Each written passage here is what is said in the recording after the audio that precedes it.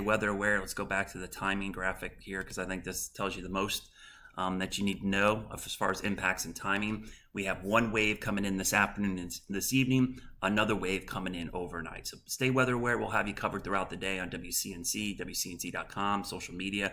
Make sure you're charging up your phones. You have 3 ways to get warnings: apps, wireless emergency alerts, social media. Watching me, social media is great. Streaming, weather radios, friends and family, texting and calling them, all those work. But make sure you have 3 because as you probably have seen in the past, one form's going to fail. You may not get an alert from an app, especially third-party apps. Cleveland and northwestern Gaston County. You can see that purple polygon right there. This storm has shown some rotation. Now, it doesn't look very tight. This warning is coming out because anticipation of this working its way down to the surface. Now, I'm going to show you our velocity data here, and I'm going to zoom in on the area of concern. If I zoom in there just east of Duncan Creek and Double Shoals, which is right here, here's Bellwood, there's broad circulation right there. So this is north of Lattimore, northeast of Ellenboro.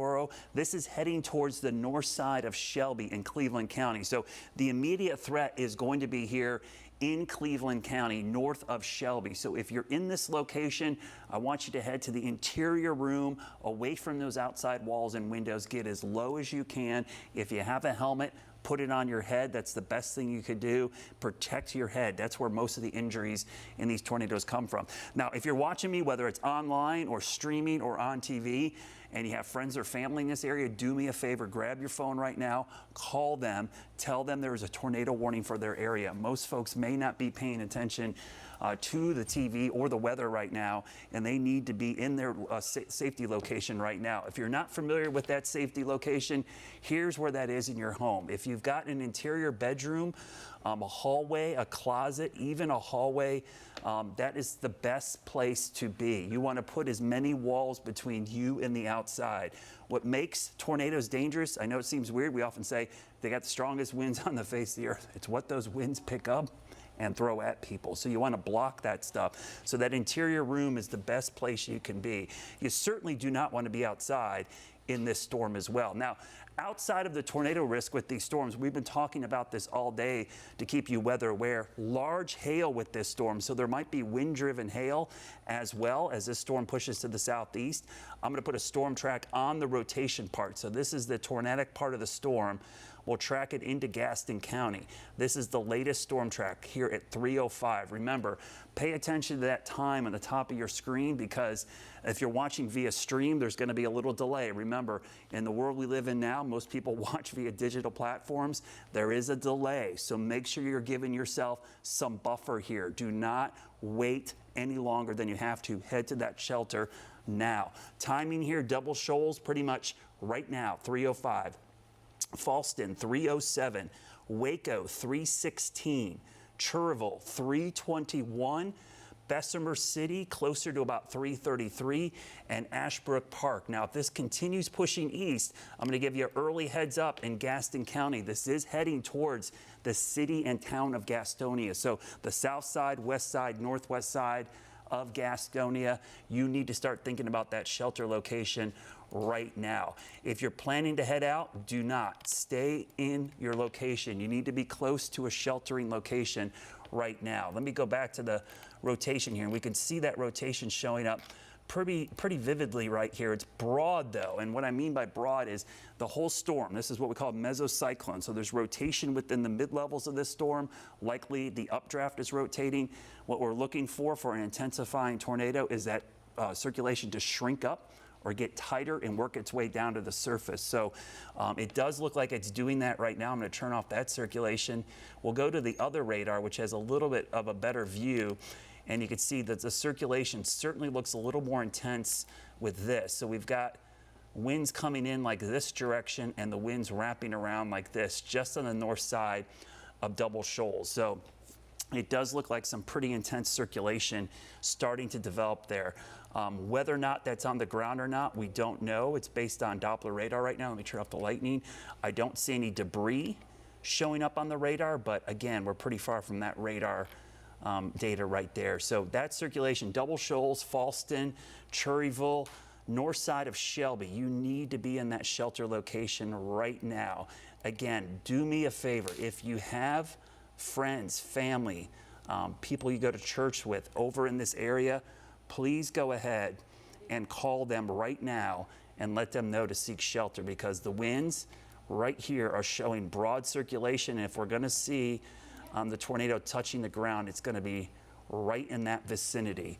So go ahead right now, amplify the message for me. Go ahead and call and let them know. So we're just around the Polkville Duncan Creek area on Highway 182 and Delight there, Lawndale, Folston area, Kingstown, Zion, Woodsdale, all of those areas kind of in the north central part of Cleveland County. I'm going to widen this out, just give you a little perspective on where we are. Turn the lightning off. We know there's tons of lightning. Lightning isn't the story with this right now. It is the tornado warning till 3:45. And again, this storm has had a history of producing some really large hail and 70-mile-per-hour winds. So these aren't normal severe thunderstorms today. Even the severe thunderstorm warnings, you're going to want to seek shelter in a sturdy structure away from the outside walls and windows. Remember, a couple weeks ago, we had a storm very similar to this that impacted York County and Rock Hill with 70 to 80 mile-per-hour winds and baseball-sized hail. That's the kind of storms we're talking about today. So even the severe thunderstorm warnings are considered considerable today, meaning they have considerable damage possible in them. But we do have an embedded tornado warning within the larger severe thunderstorm warning, which is out there right now. A couple tips to give you if you are out and about today. If you're in an office building or school, get to that interior room as well. That's the best place you can go.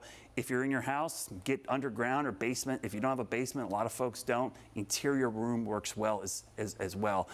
If you're in an office building, get away from those big walls of windows, interior hallways, bathrooms. Even in our building, we have labels on most of our rooms that are considered tornado shelters. Interior room is best. Now, a vehicle, this is a tough one. If you're in a vehicle, try to drive to a shelter location. If you get caught, though, in your vehicle, do not get out of the vehicle. We used to tell people to get out and get in a ditch. That puts you in more danger. Put the seatbelt on, grab your head, cover it up, and lower yourself down below the level of the dashboard. You don't want to be in a car, but trust me, that's a better place than being outside, being impacted by flying debris. And at the last ditch effort, if you are outside and there's nowhere else to go, low-lying area, ditch, creek bed, maybe a ravine, get in there and lower and protect your head. All those situations, protecting this is the most important thing. You remember in school, you went in the hallway, right? And cover your head up with your arms. Don't use your arms if you have to. You can, obviously. Helmet would be better. They work much better than your arms. So that's why we tell you if you have a helmet, go ahead and use that. So here's a look at the radar here. We'll pan this out just a little bit more to give you a better view of this. We're going to grab our camera over in Gaston County here in a minute to kind of show you the wider view of this. But this storm is approaching from the northwest. Now the speed, this is important. These are moving about 35 miles per hour. So that forward speed is not going to give you as much time as you might think to seek shelter. That's why if you're watching this via stream or on our app, YouTube, any social media, remember, huge delays on social media. That's why we always put the time. The current time that I'm talking right now is 3:10. You might be seeing this at 3:11, 3:12. So just remember that. These are the times for the cities in the path. Right now, Shelby, north side of Shelby, 3:15. Light Oak, 3:20. Cherryville, closer to 3:23. Crouse, 3:31. Now, I know that's a specific time. Don't wait until that specific time. Give yourself about 10 minutes of buffer there on either side. And if it gets to that time and nothing happens, stay in your shelter location until we give you the all clear. There's also a buffer on the back side of this. Kings Mountain, 3:31. Bessemer City, 3:36.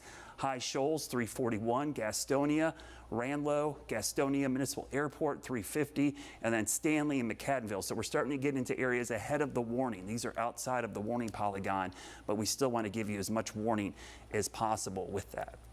So I'm going to try to pull up our Dallas camera here real quick just to see what we're seeing from our Dallas camera. So I'm going to bring up our camera, which is over in Gaston County.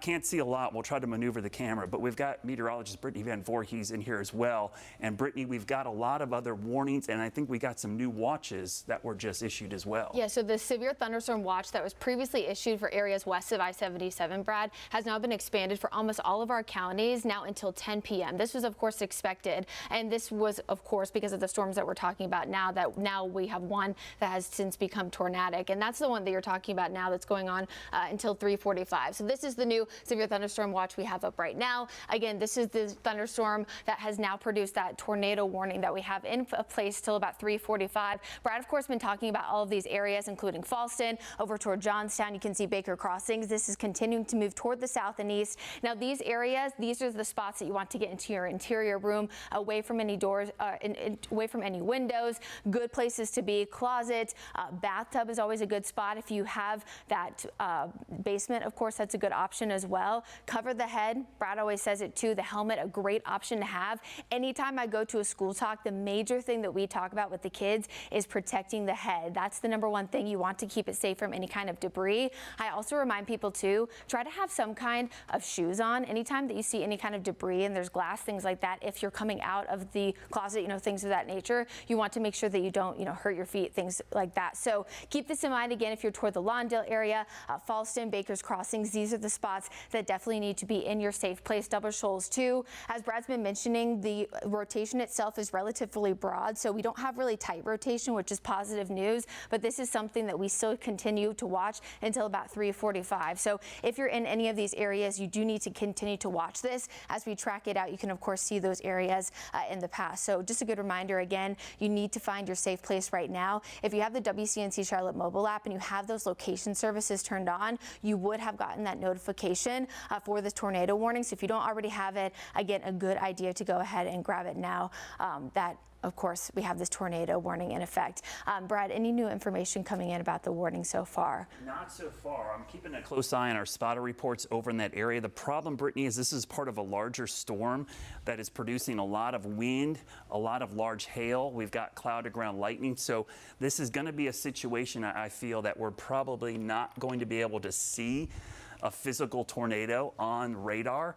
So as we take a look at the radar there, you're going to see that we've got that tornado warning still in effect till 3:45, but potentially that's going to be what we call rain wrap. So you're going to have that storm be embedded into some rain, and it's going to be much more difficult to see. So the area right here is where the circulation is, and that circulation looks like it's going to stay just north of the Shelby area. That's the area near Double Shoals, basically right to the north there.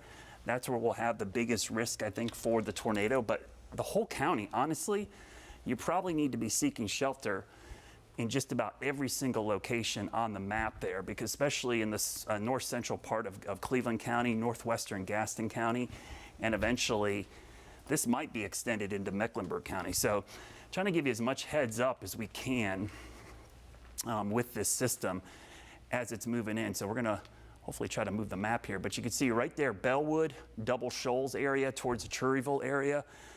That's the area of greatest concern right now. I'm going to try to see if we can. Do you need to move the map, Yeah, Brad? can you move the map just Okay. from a little bit Yeah. there? Just tell me where to go. Push up just a little bit. We're going to go down towards the Cherryville area, just to the west there. So yeah, so the circulation, the Cherryville is right there. The circulation's up here. Now remember, we show you radar. Not only is our signal not technically live, there's going to be a delay if you're watching and streaming. The radar is not live. Remember, the radar sweeps once a minute. Okay, so we're getting a picture of what's happening in the storm. By the time the radar comes back around, the storm's already jumped ahead. So think about traffic on an interstate flying by you. If you take a snapshot of it, you see that one car. Now that car's already passed you, right? You take the picture. That's what the radar's doing. So that's what the radar shows about a minute ago. So it's likely that the circulation is somewhere between Baker, Crossroads, and Cherryville. So between Waco and Cherryville, that's where I would be seeking shelter right now. Brittany, let's take a look at the velocity data with that again. I'm kind of curious to see, where it's pretty broad. Yeah, that's a huge, you see the inflow. So this is away from the radar. So the colors, the Doppler velocities, the colors that are red. So is this GSP we're looking at here? This is GSP. Okay, so GSP is down in the upstate of South Carolina. So this wind's going this direction, and This is going back towards the radar. So we've got broad circulation there. Take a look at the terminal. I'm curious to see. Here's the terminal. Yeah, so both are kind of, in between there. It's a broad circulation. I'll be honest with you, looking at just radar interpretation-wise, this is not what I would say was probably a tight circulation. This is oftentimes when we hear radar indicated tornado warnings, sometimes we actually see debris and it's actually a confirmed tornado, but a lot of times you're trying to forecast the tornado. So this is the development stage where the storm itself is rotating here, strong winds coming back through double shoals now, and as this tightens up, you'll get the tornado to form in that vicinity right about there. So that's why I'd say like Cherville, Johnstown, Waco, Baker Crossroads here, Flay, anywhere in here we could see the tornado touch down.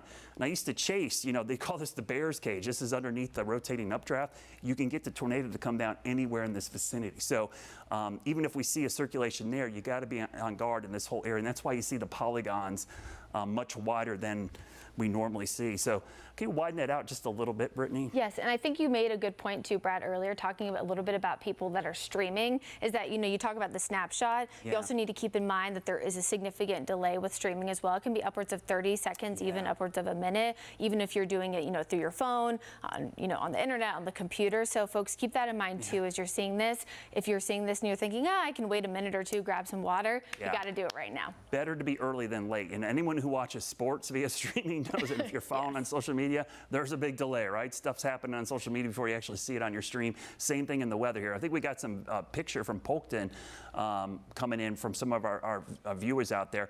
But I do want to show you just those strong winds on the backside. Lawndale, the double shoals, those are 58 to 60 mile per hour winds. So this is sometimes considered the RFD, or what we call the rear flank downdraft. So you have 58 mile per hour winds there. That's when you see the blue, you're getting that. That rear flank downdraft is usually what causes tornado genesis, or the beginning of the tornado. The flow comes out the back, it wraps in and actually pulls in the inflow, and it tightens up the circulation. So one of the precursors for tornado genesis or development of tornado is a strong surge in the RFD, which is the rear flank downdraft here coming out of the backside. So the fact that we have such strong winds there, not only are those dangerous, again, you get a severe thunderstorm warning for those type of winds there, but that also can help produce the tornado. So Cherville, you should be in your shelter location. Now, I know not everybody's watching us right now. It's impossible, right? But I know you know somebody who lives in this area, and you might be watching, and this is your opportunity to call them.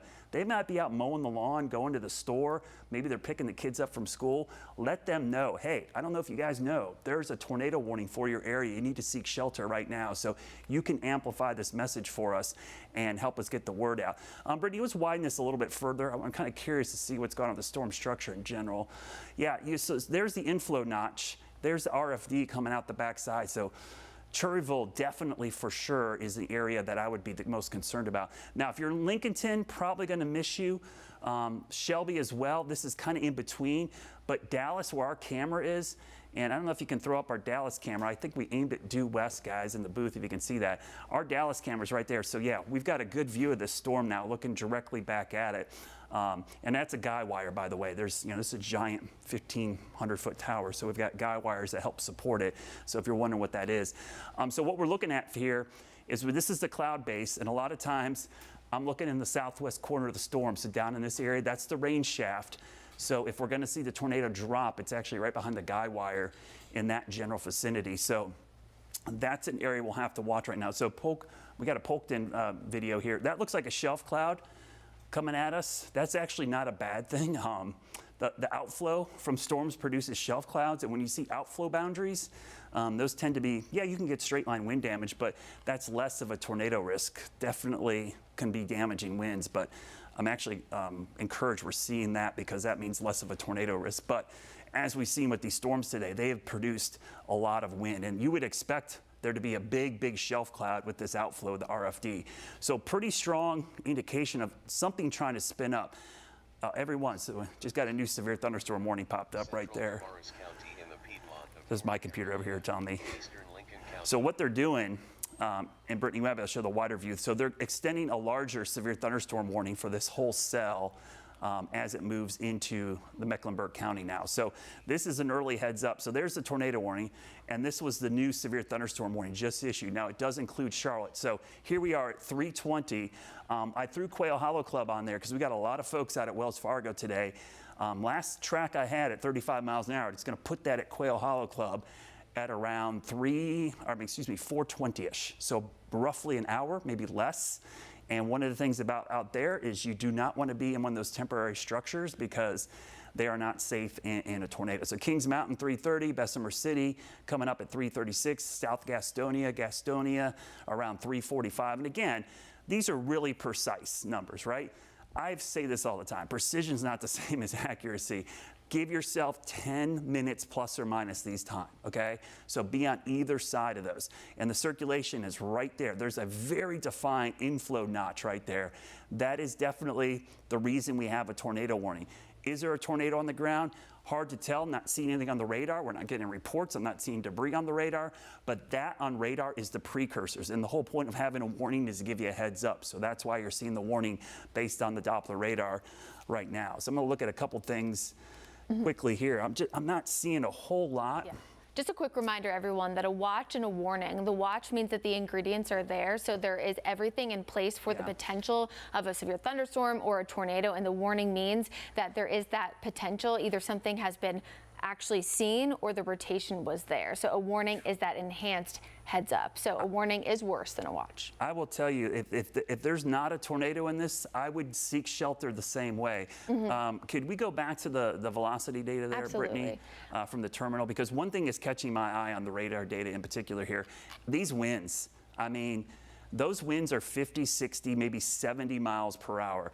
I would be telling you to do the exact same thing for a tornado warning that you would be doing in this case for just straight line winds. Remember, wind is wind. Your house, your windows, the tree limbs, the branches, they don't care what produces the wind. Tornado, derecho, hurricane, thunderstorm, they just care that that wind speed is the threshold for them to break.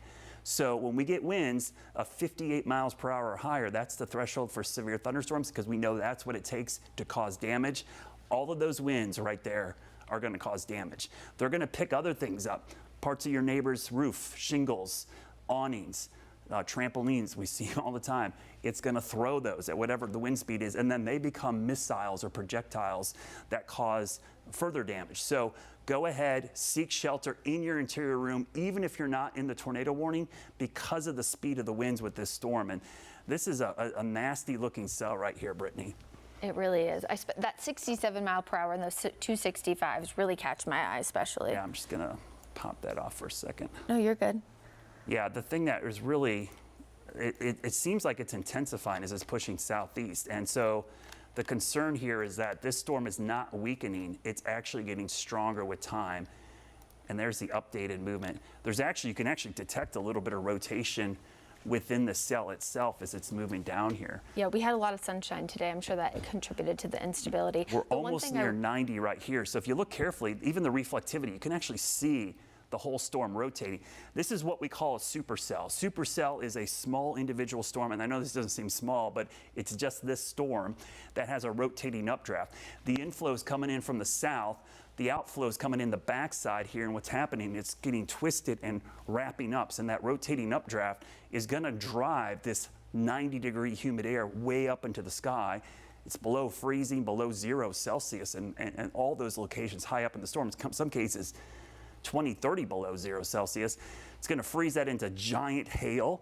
It's also going to create cold, dense air, which is then going to want to come crashing back to the ground. So this is all the ingredients you need for a very severe storm. So our Dallas camera, which is roughly right there, looking back to the west, we zoomed in on the southwest corner. So what I'm looking at here, guys, we could throw that up at the wall if we can real quick, kind of tell you what we're looking at here. So what we're looking at is the southwest corner of the storm. You see the shelf cloud. I'm looking for a lowering that we call a wall cloud. The wall cloud is an extension of that rotating updraft coming down the mesocyclone, and that's kind of the precursors for a tornado. So if we see a lowering there, we would start getting a little bit more concerned. Thanks for popping that up, guys. So yeah, we're looking for a lowering. So if you've ever seen a wall cloud, it's going to look like kind of like a little flange coming down from this storm. And here's the base of the cloud right here. And so this lowering here is what we're watching. And this is the rain shaft here. So it could get wrapped in rain. You know, you could see the rain get pulled back in there or wrapped in hail, but oftentimes the southwest corner of the storm is where you're gonna see that tornadic signature and the tornado pop up. So we're not seeing a lot right there. But the indication are, and I know you guys are controlling the camera, can we widen this back out? I'm kind of curious what the whole storm is looking like, because we're probably getting a pretty significant shelf cloud forming with this cell. And the shelf cloud is going to look ominous, and people are going to think that's the tornado. That's actually just a sign of the strong winds, which we want you to seek shelter from that. But the tornado would be back in this actual area. I'm looking at winds now, just looking at my laptop here. We're getting close to some winds within this storm of close to 75 miles per hour. So this bowing or pushing out segment, the reason that's bulging out like that, you've probably heard us say bow echo, or if you've seen one of our weather IQs, think of a bow and arrow. If I take the bow and pull it like that, and I'm pulling the string back with the arrow, and it starts arcing like that, think of the arrow as the wind, and so it's launching the wind straight out in that direction. So that is the bowing segment. So there's damaging winds of 70 miles per hour there, but where it's pulling back this way, this is where things are wrapping up. You can actually get a circulation on the south side of the bow echo as well, but the north side is the area of focus right now, where we have maybe 70 mile per hour winds. So there you go. You can see the shelf cloud right there. Boy, I'm gonna get out of the way because, yeah, that is one ominous looking storm. So we basically have strong outflow. I can almost see the rotating updraft. You can see the mesocyclone. So to put the structure of the storm into perspective, this whole thing is rotating, right? That's the mesocyclone. It's a broad circulation. Now, if that circulation tightens up and shrinks down to the bottom, that's where you get a tornado, and likely would drop out right in there, okay? And if you've ever played tetherball, I know that's an old school game, probably dating myself, but tetherball, you know when the rope and the ball is attached to the pole and you swing it and it goes real slow, but when the rope gets smaller and smaller, right, it spins faster and faster. So when you take this broad circulation and shrink it up, it causes things to spin quicker. Figure skaters do this in the Olympics. They pull their arms in when they do their spins. The tighter they get, the faster they spin. That's what happens in the atmosphere as well. So when you take a broad circulation and shrink it up, you get intense rotation. And so that's what we're watching. And I mean, Brittany, if we look at this storm long enough, we might be able to see the whole thing rotate. I know. I was about to say, I play tetherball too, Brad. Actually, if you guys can pop up I don't know. I talk to some kids in school. Sometimes they look at me like I'm If you crazy. pop up traffic for a second, I actually pulled up a picture. If you guys can take down the banner for just a second, you can actually see this is the wall cloud that Brad's talking about. It's that little piece that drops down, and then that's the tornado. So that's what he's talking about. He's talking about pulling down. So oftentimes people see the wall cloud, and that's what they report when they say that they saw a tornado. But it's actually, you have to have the wall cloud. It's almost step one. Funnel step 2, and then tornado step 3. These are like our ingredients, our cupcakes. You know, our cupcake ingredients mean we have a watch, and when we get a tornado warning, we have a finished cupcake. In a tornado, these are some of the ingredients. We've got a rotating updraft, we've got that wall cloud, and then the final step is the tornado. So the tornado warning, we're almost outrunning the tornado warning polygon, but here's the thing. This severe thunderstorm warning, which does include most of Charlotte, that severe thunderstorm warning is as dangerous as a tornado warning. This is one of those rare days where the severe thunderstorms aren't your regular severe thunderstorms. In fact, most of our severe thunderstorm warnings that we have around here are what we call base severe thunderstorm warnings. Base severe thunderstorm warnings can sometimes just be regular old thunderstorms, but then you can get what we call an considerable or destructive kind, and those tend to have really damaging winds. So I'm looking down at some of the data here. I'm looking for reports because we got so many people over in that area. So far, the only report I've seen is pea-sized hail on Lafayette Street in Shelby. That's only confirmed there from Foothills Weather Network. Thank you guys for sending that in. Yeah, over in Shelby and Cleveland County. And remember, you guys can send us reports as well. The Near Me app on our app is great, but do it safely, please. I don't want you outside. We're telling you to seek shelter right now until these storms pass. Please wait till they pass until you go out and take videos or pictures. There's no need to put yourself in harm's way with this because, just gonna log in here real quick. because we don't want you to put you in harm's way just to get a picture. But I will tell you that the images and pictures you do send in, they do help, because think about everything that's happening right here is moving towards Gastonia. It's moving towards Mount Holly. It's moving towards Belmont. It's moving towards Charlotte, Rock Hill, Fort Mill. I could sit here and talk about all this science and what's happening here, but you show someone a picture of what's happening here, they're most likely going to seek shelter quicker when they see an image or a picture. So that's why those images are so helpful to us. So that storm, the warning's up till 3:45. Here's the thing. I'm looking at my watch. My time, and whether you're watching at home or on stream, it's I got 3:23 or 3:32, excuse me, 3:32. We're going to outrun this. It's going to be outside of this way before we get to the end of this warning, which is supposed to be 3:45. So I did ask the National Weather Service, Brad, if they were planning on extending it as it gets closer to the metro. They are still evaluating. I also think we're not ignoring the fact there's also a significant amount of lightning in the cell, about 600 lightning strikes. So it's still pretty substantial there as well. Yeah, the whole thing is trying to triage the way these warnings are. And I want to widen this out just a hair. I'm going to widen it out here and show you that warning, which extends all the way to Charlotte. So what you're looking at is a larger warning, which does include all of Mecklenburg County now, parts of York County, and the Panhandle of Lancaster County. Here's one of those things where people always ask me, are you guys leaving us out? This is a jurisdictional thing. Another Weather Service office is responsible for that little narrow strip there. You're under a warning too. Don't worry about that. You should be in your shelter location. Western parts of Union County as well, but that's the storm. And I'm showing you Quail Hollow Club on there because, guys, it's an important couple of days here. We've got a lot of people outdoors in not the greatest of locations. And I know Vanessa and Nick are over there at the desk, and you have some updates on what's happening out there. Yeah, that's right. So, Brad, of course, we're concerned about folks and their safety as they're out at this big event. We're just hearing now from Wells Fargo, due to inclement weather, the course is closed, and they're going to send some updates with more information regarding today's rounds, is what they have just released. And it sounds like tomorrow there could be some impacts as well. Yeah, and I got a chance to talk to meteorologist Chris Mulcahy earlier today, and it just was, with folks out there, the open space, the golf clubs, it was just a recipe for a bad situation out there. So they had to suspend play today and close up the course.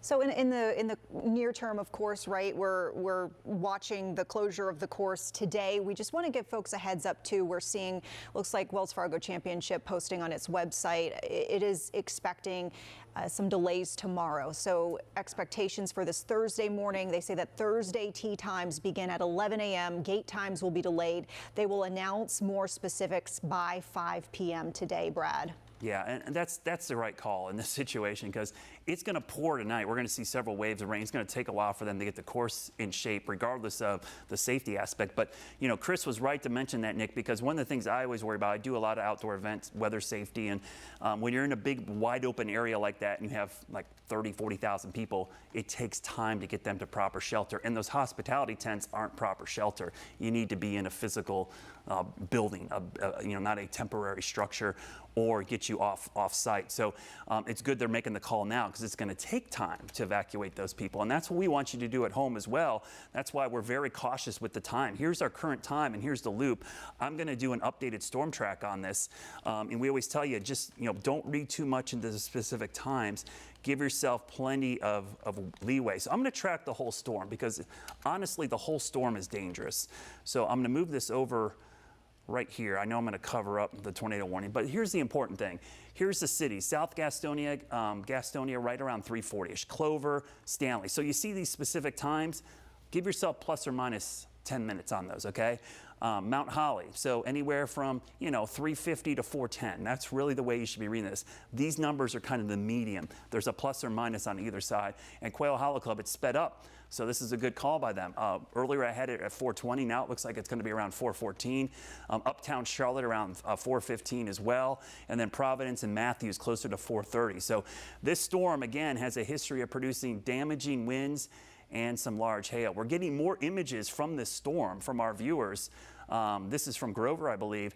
Yeah, so this is the shelf cloud. You see the shelf cloud out there? So this is the cold air rushing out. What happens is a shelf cloud is cool air rushes out, and then the warm air rides up and over it like a wave, and it creates a shelf cloud. So this is not a tornado, but this is an indication of strong outflow or strong winds coming from the storm. Oftentimes, this will catch people off guard outside because they'll go inside when the rain gets here, but right underneath this outflow, the winds could gust as high as 60 or 70 miles per hour without a drop of rain.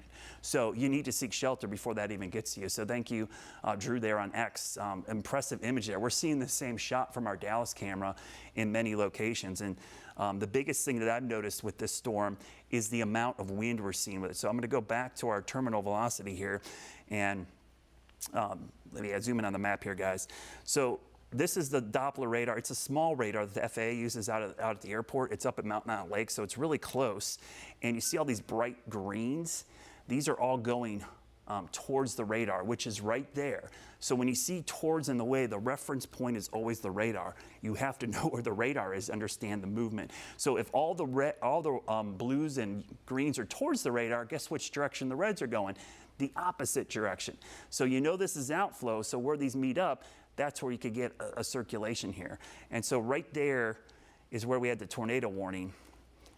And boy, it looks like, I mean, Cherville, if there's a tornado, it's going to be right around Cherville, and in our Dallas camera is probably right on it. So we're looking for a small circulation develop right there because the inflows come in this direction, the outflows wrapping around, and it can tighten up. The surge in the RFD, or the rear flank downdraft, or in this case just the outflow, this can pull off, and it actually will induce, or we call it tornadogenesis, cause the circulation to spin up right there. So that's the area we're watching right now. We're getting a lot of pictures and videos coming in. There's a lot of cloud to ground lightning, but I don't want to show you the lightning because it's going to clutter up the screen, and it's not the important part. The wind is the most important part. Trust me, you should already be inside. The lightning should be, you know, it should have gave you a heads up to head in shelter right now, but we want you in an interior room away from the outside walls and windows. So, you know, normally we talk about these warnings, severe thunderstorm warnings, but this is a tornado warning, and the thunderstorm warnings themselves are acting like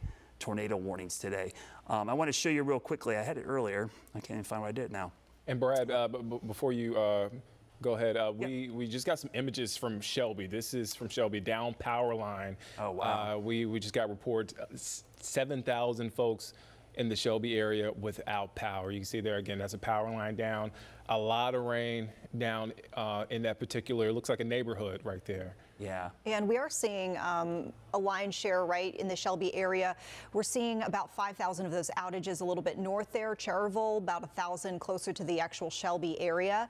And these were reported at the top of the hour, so kind of around the same time that we went on air. And as we kind of watch the closer to Charlotte area, we're seeing some outages even reported, much less widespread, but a couple dozen here and there reported in Charlotte itself. For example, I'm seeing out by Arrowwood Road and Tryon, it looks like some sort of limb came into contact with the equipment is what Duke Energy is reporting, that's causing a smaller power outage. And even the folks, you know, if you're at the airport right now, there's some, we got about 400 delays at Charlotte Douglas Airport. There are still some folks that are flying in and out of that airport. It's a busy airport. So for those folks, there are about 414 as of this minute delays from Charlotte Douglas. Speaking of the airport, guys, trust me, the airport's right here, okay?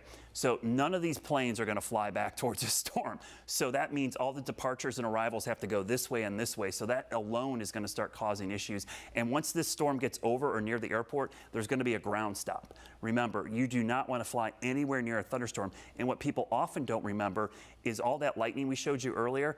Now, lightning doesn't really damage aircraft if it's in the air. What it's dangerous to is the ground crews, the people fueling and loading up those planes. They're not going to be on a tarmac in the middle of a thunderstorm, so they all have to seek shelters. That means nothing gets loaded and there's no maintenance or anything being done on the plane, so that's why you see massive delays. But I thought it was interesting, you guys showed the picture from Shelby of the damage. That was actually in the straight line wind part, and that was my concern, is the tornado, if there was one, was well north of Shelby, but Shelby was in the heart of these strong damaging winds, and that's heading towards Gastonia right now. So in Gastonia, we want you to seek shelter in the middle of your house, away from the outside walls and windows, because this whole area, these bright blues and greens are winds that are 55 to 70 miles per hour. Okay, it doesn't matter. That's an EF0 tornado. It doesn't matter if the tornado produces it or the thunderstorm. That's going to cause damage. And we had proof already in Shelby, power lines and trees coming down. And remember, this is over the whole county. The tornado might only be a half a football field wide. The Dallas camera, I mean, there you go. There's our outflow boundary, and this is, oh boy, widen this even more if you guys can see that in there. So this is a really impressive storm right here, because what you're looking at is the shelf cloud, but what I'm looking above, that's the mesocyclone. That's sometimes referred to as a mothership because it looks like a giant flying saucer. That is the rotating updraft, and that right there is the rain coming out. Another name we sometimes call is a whale's mouth, just a huge outflow of air coming out of this. So that is some strong winds, and right below that, the winds could be gusting down here, 50, 60 miles per hour, and that's rain in the background. So the wild colors you're seeing, remember the sun sets to the west, so the sun is coming through the storm, and that's why you see the shades of orange and sometimes green and aqua blue in there. It's because the sunlight's being refracted through all that rain coming from that. But that is an impressive looking cell. Let's widen that out a little bit, guys, if we can. It takes a little bit of delay because this is our camera in Dallas, by the way, if you're wondering at home. We have a camera on the top of our transmitter, I'll spit it out, transmitter there in Gaston County. And what we're looking at is up around 1,450 feet off the ground. So we're looking straight at the shelf cloud. So we're at almost 1,500 feet. So that's where the shelf cloud is. So below it, you're seeing all the heavy rain. And then above that, you could see the massive mothership. So down at the ground, it'll be interesting to see what we see as far as wind. So we're looking down towards the ground. And again, the rain, that's the rain shaft, but the wind is well ahead of the rain. The rain is going to be in the leading edge of that shelf cloud. And I'm looking at winds. I'm going to pull up the Doppler velocities here. Right now in Gaston County, it looks like, based on the velocities from the Doppler radar, we're getting about 60 to 70 mile per hour winds. So you just saw a new warning pop up on our screen there. I'll kind of show you that here in a minute. So that new warning, and you'll hear my computer tell you too. So that warning is a new warning which is just issued for this storm, likely because it's moving. Now it looks like it's this little tail end of the storm down here. So, but that whole warning, you can see how big the warning is. It's the yellow polygon. It's basically, and look at all the cloud around lightning. I mean, that's why I don't always show on these storms, but there's tons of lightning in here, which tells you that's a very vigorous updraft. And lightning we know is dangerous. It's not a criteria for severe thunderstorm warnings, but it does tell us a lot about what's happening with this storm because that it's considered a huge updraft. So this is coming right at our camera, and this is not a time lapse, by the way. This is real time. Look at the velocity of the winds. The fact that the clouds are moving that quickly tells you that that's how strong the winds are. So that's the rain shaft here, likely some hail in there. And we're probably going to lose visibility here, but look at the shelf cloud, how quickly it's coming. Now, don't confuse this with the tornado. This is dangerous by itself. Up and down motion is always common in every tornado. We call that vertical motion, rolling or tumbling. Tornadoes are horizontal rotation, so it's rotation going like this, and we're not seeing any of that. And here comes the rain coming right at our camera. So even though that looks scary, we call them SLC sometimes, scary looking clouds, that is not a tornadic looking storm. It's straight line winds. And that's what that's telling you. You see the up and down, see how those clouds are going up and some are coming down. They call these convection currents, right? Convection oven, if you have one, you know how it cooks, it rotates that air. We call thunderstorms actually technically convection because in every thunderstorm you have a convection current going, and that's what's driving this. So here comes the rain, look at this. This is the rain shaft coming at us, and it looks like a little scud cloud flying by. Again, real time, shows you how fast the winds are moving. And here we are at 1,400 feet. So imagine you're in an airplane. That's why you don't want to go anywhere near the storm. So there'll likely be some massive delays out there at the airport. So we got a new severe thunderstorm warning, which is in the middle of this other warning, which is kind of weird. So they replaced the tornado warning with a smaller severe thunderstorm warning. I mentioned earlier, let me pop that back up because it's kind of interesting that they put that warning inside the warning. We mentioned earlier the difference in some of these warnings today and why you got to take them more seriously. There's 3 types of warnings, and I'm going to show you all 3 of them here on your screen. So we have the base severe thunderstorm warning, which is here, 58 mile per hour winds, 1-inch diameter hail. But the warnings we're getting today are called considerable. That means you're seeing 70 mile per hour winds and golf ball size hail or larger. Now, if we get a destructive tag, which is right here, 80 mile per hour winds and baseball size hail, your phone will get a wireless emergency alert. And that wireless emergency alert, you don't need an app for, you don't pay for this. This comes directly from the cell phone tower through your cell phone carrier and the government. Okay, so your phone will go off, even if it's unmuted, and that will produce a WIA, or what we call a wireless emergency alert. Got some new info from the National Yep. Weather Service, Brad. They are letting the tornado warning go, but they're saying that the storm coming into the metro, which we already know, has the potential to produce the 70-mile-per-hour wind gusts. So not continuing the tornado warning. Yeah, so we're seeing a considerable tag with that. So we got the Chevy Storm Tracker out there keeping an eye on these storms right now. We're going to try to give you some ground reports on what's happening. But again, the tornado warning has been allowed to expire, which was right at 3:45. But we're getting these new severe thunderstorm warnings, which in a rare case like we saw a couple weeks ago in Rock Hill, we want you to treat these like tornado warnings because of the severity of the storm. So this is a live view from our storm tracker in Belmont. So we're heading towards that storm. So that's the shelf cloud that we're seeing. And we're going to get, trust me, I know my PMs right now are probably lit up with views and pictures and videos of this shelf cloud. That shelf cloud is that outflow. That is an indication of really strong straight line winds. It's not a tornado, but what I want you to do, like I just said, seek shelter like this is a tornado warning. Remember, 70-mile-per-hour winds will rip roofs off houses. They'll take down trees, power lines. They'll flip over semi-trucks. They will do extensive damage. Remember, that's borderline Category 1 hurricane, okay? So you need to seek shelter ahead of this. So that's our old storm track. What I want to do is put a new storm track on this. So let's get rid of this storm track here. I'm going to do a whole new storm track, and this will be an updated one. So here we are with an updated storm track, and I'm just going to track the whole storm because we're not just going to track just the tornado because the whole storm is dangerous in this case. So Mount Holly, 349, Lake Wiley, 353, York, 356, Tigakay, Charlotte now. Look at Quail Hollow. It keeps picking up speed. This tells me the storm is picking up some speed, and that's often the case in a bow echo because remember, when the front starts bulging out, that leading edge of the bow echo is going to get there quicker than the backside of the bow. So this is Gastonia right now, pouring rain there. The other thing about this, when you see rain, the thing I look at is like, are there what we call rain curtains or sheets of rain? That'll tell you how strong the winds are as the rain moves right to left there. Even the camera's moving there pretty good. Wow. Yeah, so you know the wind's moving because the whole camera, you see that little wobble in there? You know, it's not your TV. That's actually the camera there from Caramount Park there. Well, Brad, I have a question for you. So obviously we're now focused on the winds here and this thunderstorm warning. I guess I'm just curious, since this is so fresh for folks still, the incident in Rock Hill where we had that, I believe it was a downburst. Yep. I mean, how similar are the concerns Very today? identical, honestly. It's almost the same type of storm, and that's why today we're heightened. The only difference is this is a much bigger storm. So the downburst, or a macro burst, which means it's over 2.5 miles in diameter in York County and Rock Hill, this one is even bigger. So you're going to see a huge swath of not only wind damage, but hail. So far, our ground truth reports that we've gotten in here have been, Brittany, what was the biggest hail we had? Pea size, quarter size?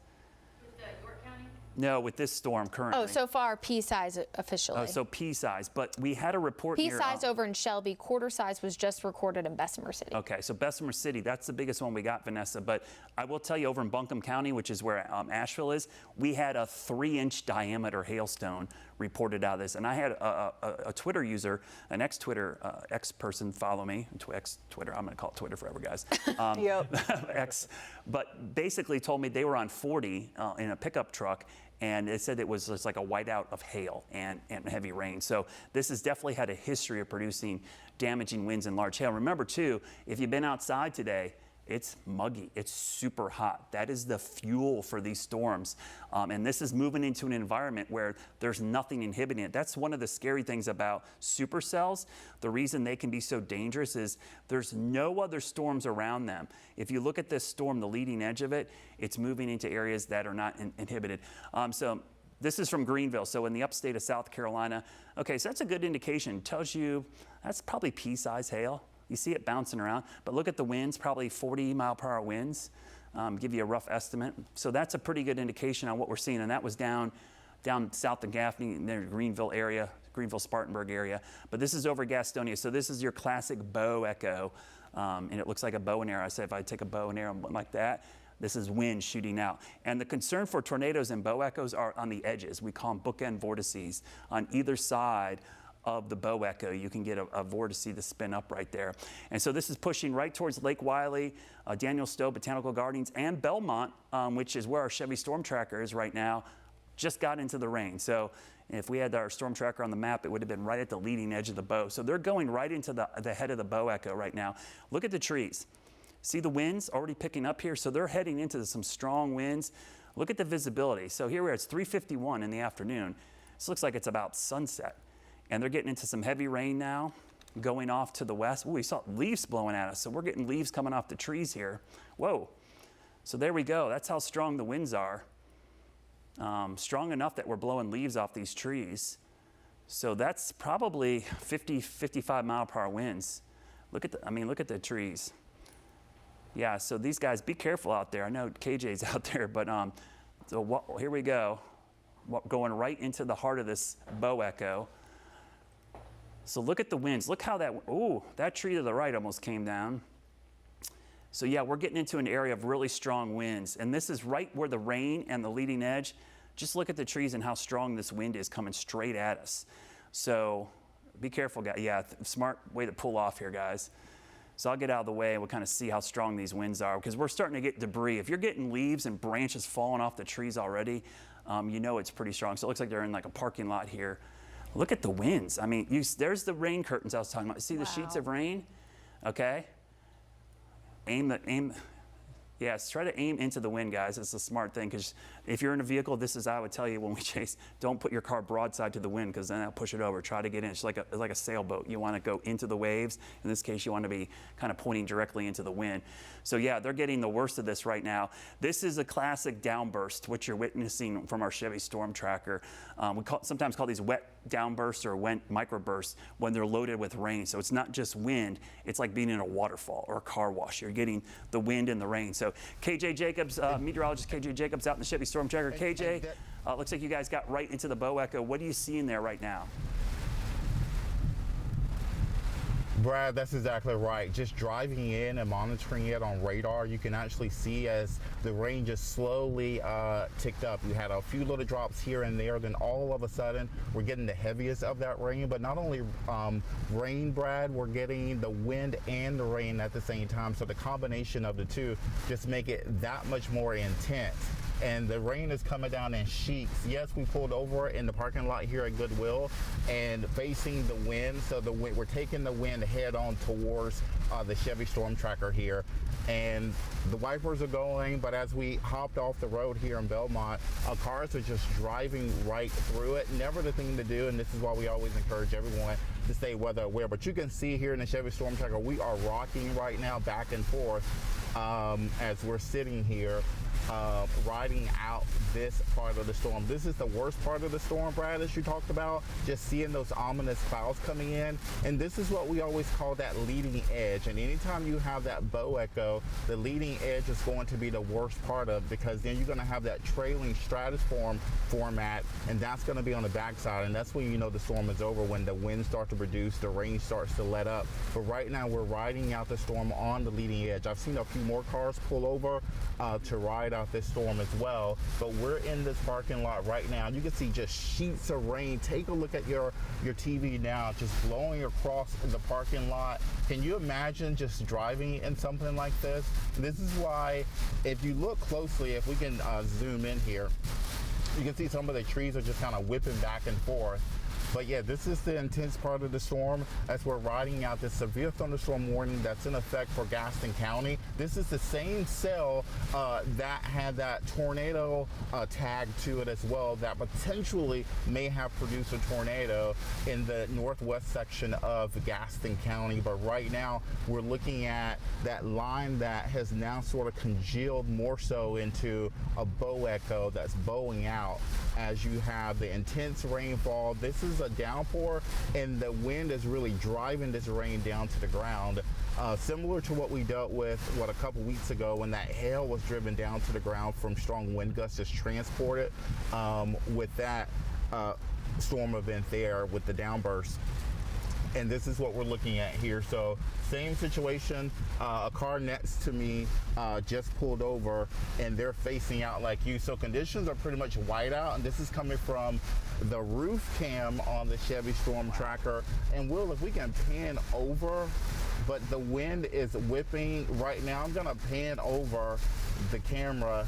It's slowly moving. Doesn't matter which direction you move it in, honestly, because the conditions are basically white out right now, Brad. And it's very similar to the person you talked about on X that had whiteout conditions from riding through the leading edge of the sail. Let's switch it back to the dash cam. So visibility is a little bit better on this angle here, but as I update the radar here in the Storm Tracker, just to give us an idea, it looks like my cell service on is low here, but it did an update.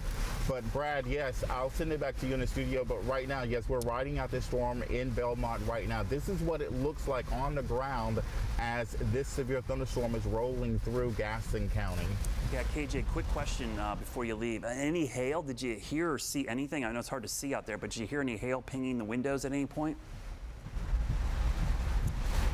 So far, no reports of hail with this particular part of the storm where we are. At least I don't have any hit in the ground. But this is one of those situations, Brad, that with the intensity of the wind, if we had any hail, perhaps even small hail, it would be that much more amplified in this type of scenario.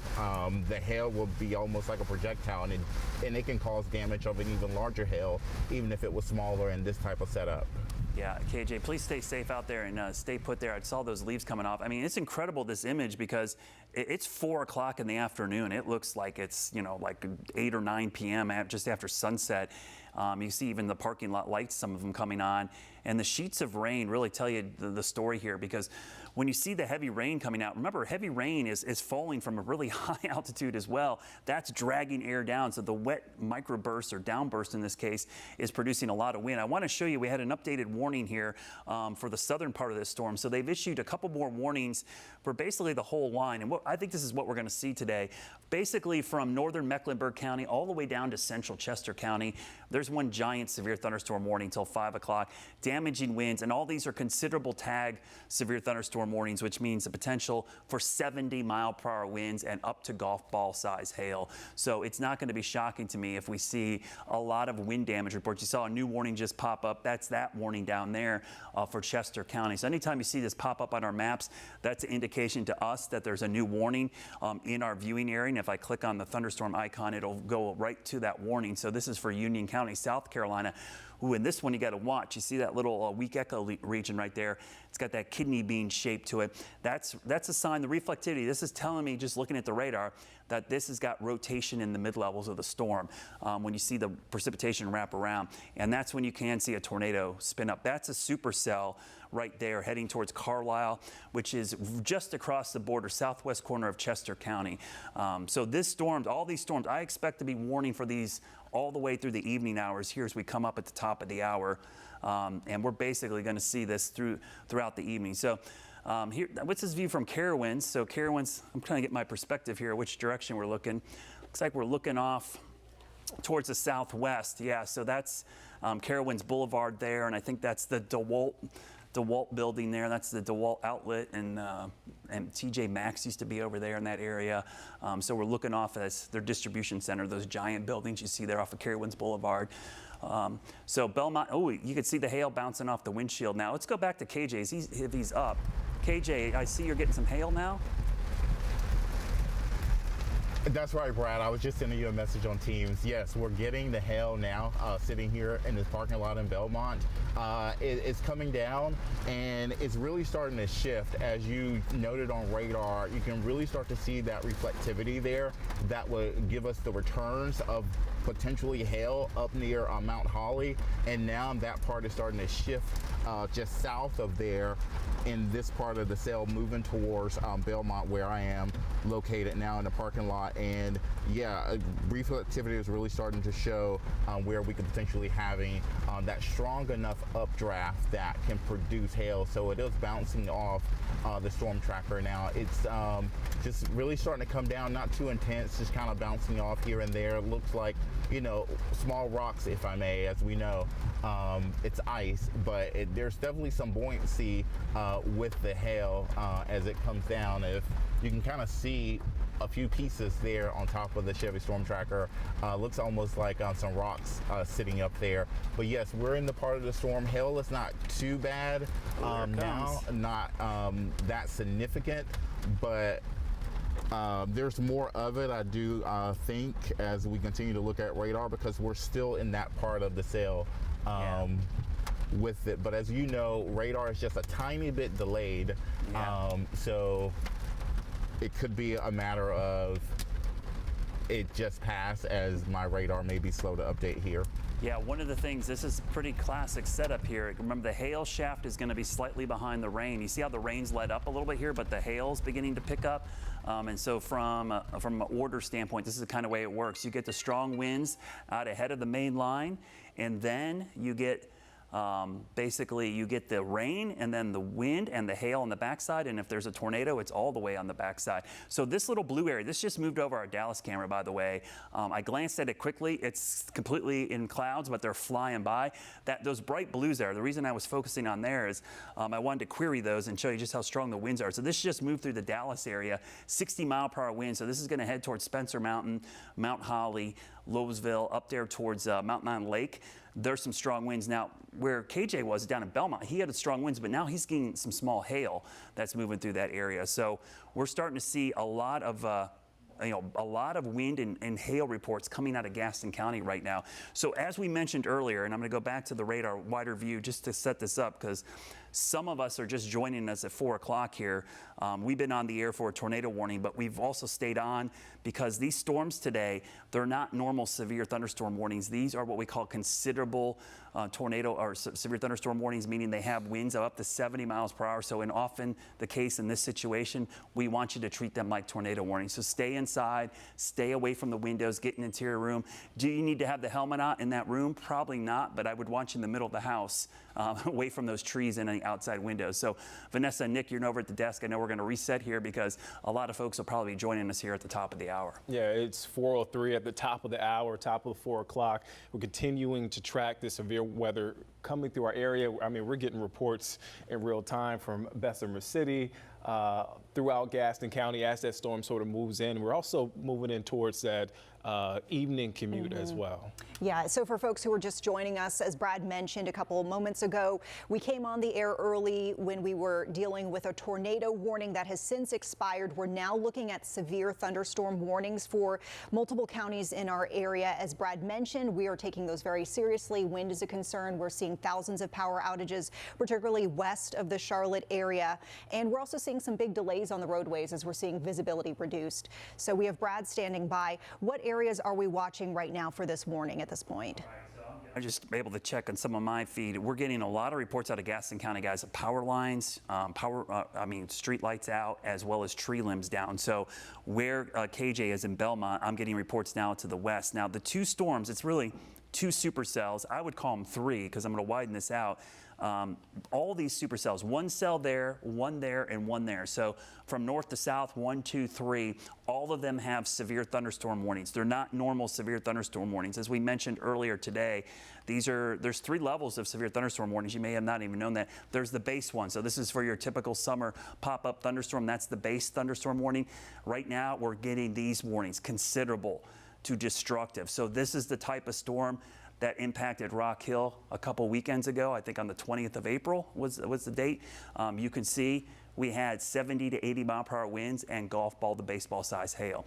So these aren't normal thunderstorms today.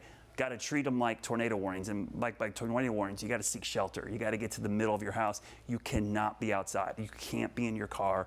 get inside, seek shelter. These will cause damage to your home as well. So we want you to be inside, away from those windows.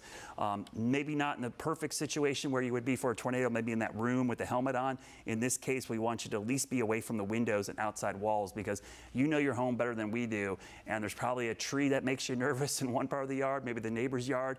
Maybe get away from that side of the house, because especially with these winds coming in, we would be concerned that those trees would come down. I'm going to do an updated storm track. I've been turning the lightning off too. Trust me, lightning is everywhere, but I want to give you an updated storm track on this, and I'm going to track the leading edge. So this is not the heaviest rain. This is the beginning of the worst of the weather. So this is kind of give you a rough idea. I'll put it on screen here. So Charlotte 407, and we've been tracking this all day. Quail Hollow Club, they evacuated the course and shut it down, thank goodness, way ahead of time, because every time I track this, it gets earlier and earlier. And that's sometimes the concern with these bow echoes. They're fast moving, they pick up speed. So when you look at this, I'll get out of the way. Matthews 422, Mint Hill 426, Clear Creek, Concord 430. And again, because of the fast speed of these storms and because of the delay and whatever service you're using to watch this right now, get plus or minus 10 minutes on these, please. Don't use that exact time. That means you need to seek shelter 10 minutes before that time and stay in it longer than we tell you, because of the potential that that is going to continue to produce some severe weather. Let's go back to the velocity data, because this shows us the strongest winds. So this is really, really impressive. Around Mount Holly, now moving north side of the airport. I don't know, I'm gonna check with the anchor. I was just gonna think, is there a ground stop at the airport? I would assume so right now based on this radar signature. But just to give you an idea, here's the wind speeds in Mount Holly, Belmont, near the Whitewater Center, 485 at 85, and this would be the approach to Charlotte Douglas International, the north side, those runways coming in from the north. So I would assume the airport is probably in a ground stop, and that is gonna cause damage, guys. Mountain Island Lake, north side of town, heading towards northwest Charlotte and eventually uptown. So Nick and Vanessa, we're probably going to see a lot more damage reports coming in now. This is moving into a heavily populated area of Metro Charlotte. We're definitely seeing the power outages climb. So we are seeing definitely some damage to the lines. We've gotten some reports from Duke Energy's outage map that some of this is related to limbs coming into contact with equipment. And so, yeah, you can see, Nick, here, this map that they've popped up for us showing those I think outages. when you checked, it was about 26,000. Right. Yeah, a lot of power outages. And you mentioned the damage. I mean, we're getting reports from the National Weather Service in Gaston County, you know, wind damage, large trees down on power lines, specific roads, Crowders Creek Road, the I-85 bridge, that roadway is closed. Also over in Bessemer City, Kings Mountain area, we're seeing some wind damage reports. And Brad, you mentioned the airport right now. There are 450 delays at Charlotte Douglas Airport. I'm checking X/ or formerly known as Twitter, and I haven't seen anything about a ground stoppage yet, but they did tweet that the airport is expecting severe weather this afternoon, and they're asking folks at the airport, going to the airport, to check with their airline on or flight status before leaving the airport, or leaving to go towards the airport. So we haven't got an official word from the airport, but as you mentioned, Brad, expected to hear something soon. And we are seeing a live look right now of that commute starting to bog down. I believe this is going to be a 77 from what I could see from the label at the bottom left. Okay, so yes, this is I-77, where we've got some delays. Of course, Nick, you alluded to this. We're getting into the rush hour period, but rain is never a friend to folks on the roadways. We see 77 pretty much jammed, heading both directions from the uptown area down south to, I'd say, around that 485 interchange.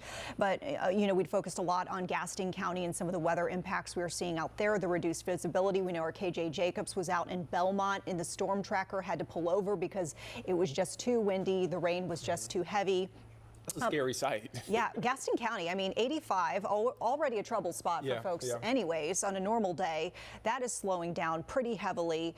We're seeing heading towards the Gastonia area from Charlotte, and 321, so just north of that interchange with 85, 321 is really, really backed up in that Dallas Township area.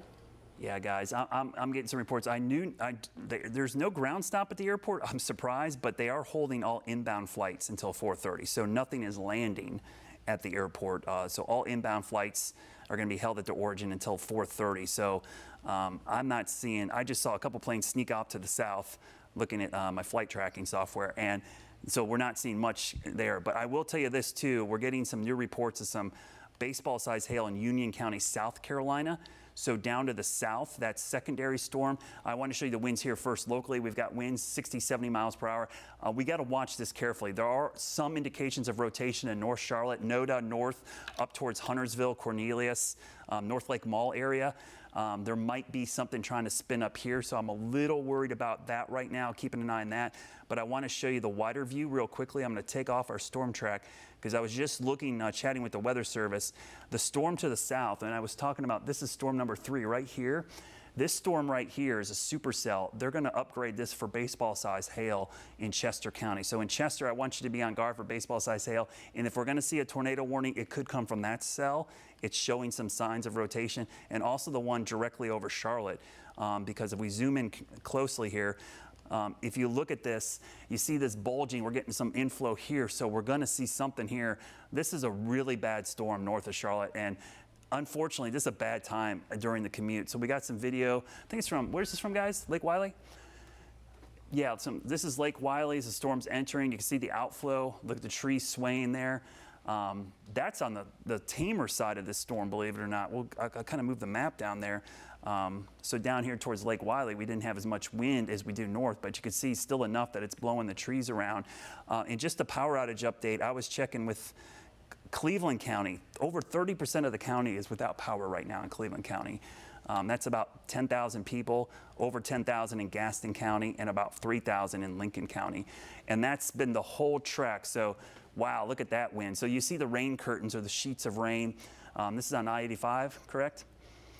So this is showing, you see the car slowing. Look how much water is on the roads. You can see it picking up here. Make sure you have your headlights on, wipers on, lights on. Remember, that's state law here. Give yourself plenty of time and stopping distance in these situations. I know people love to turn their flashers on. Don't do that.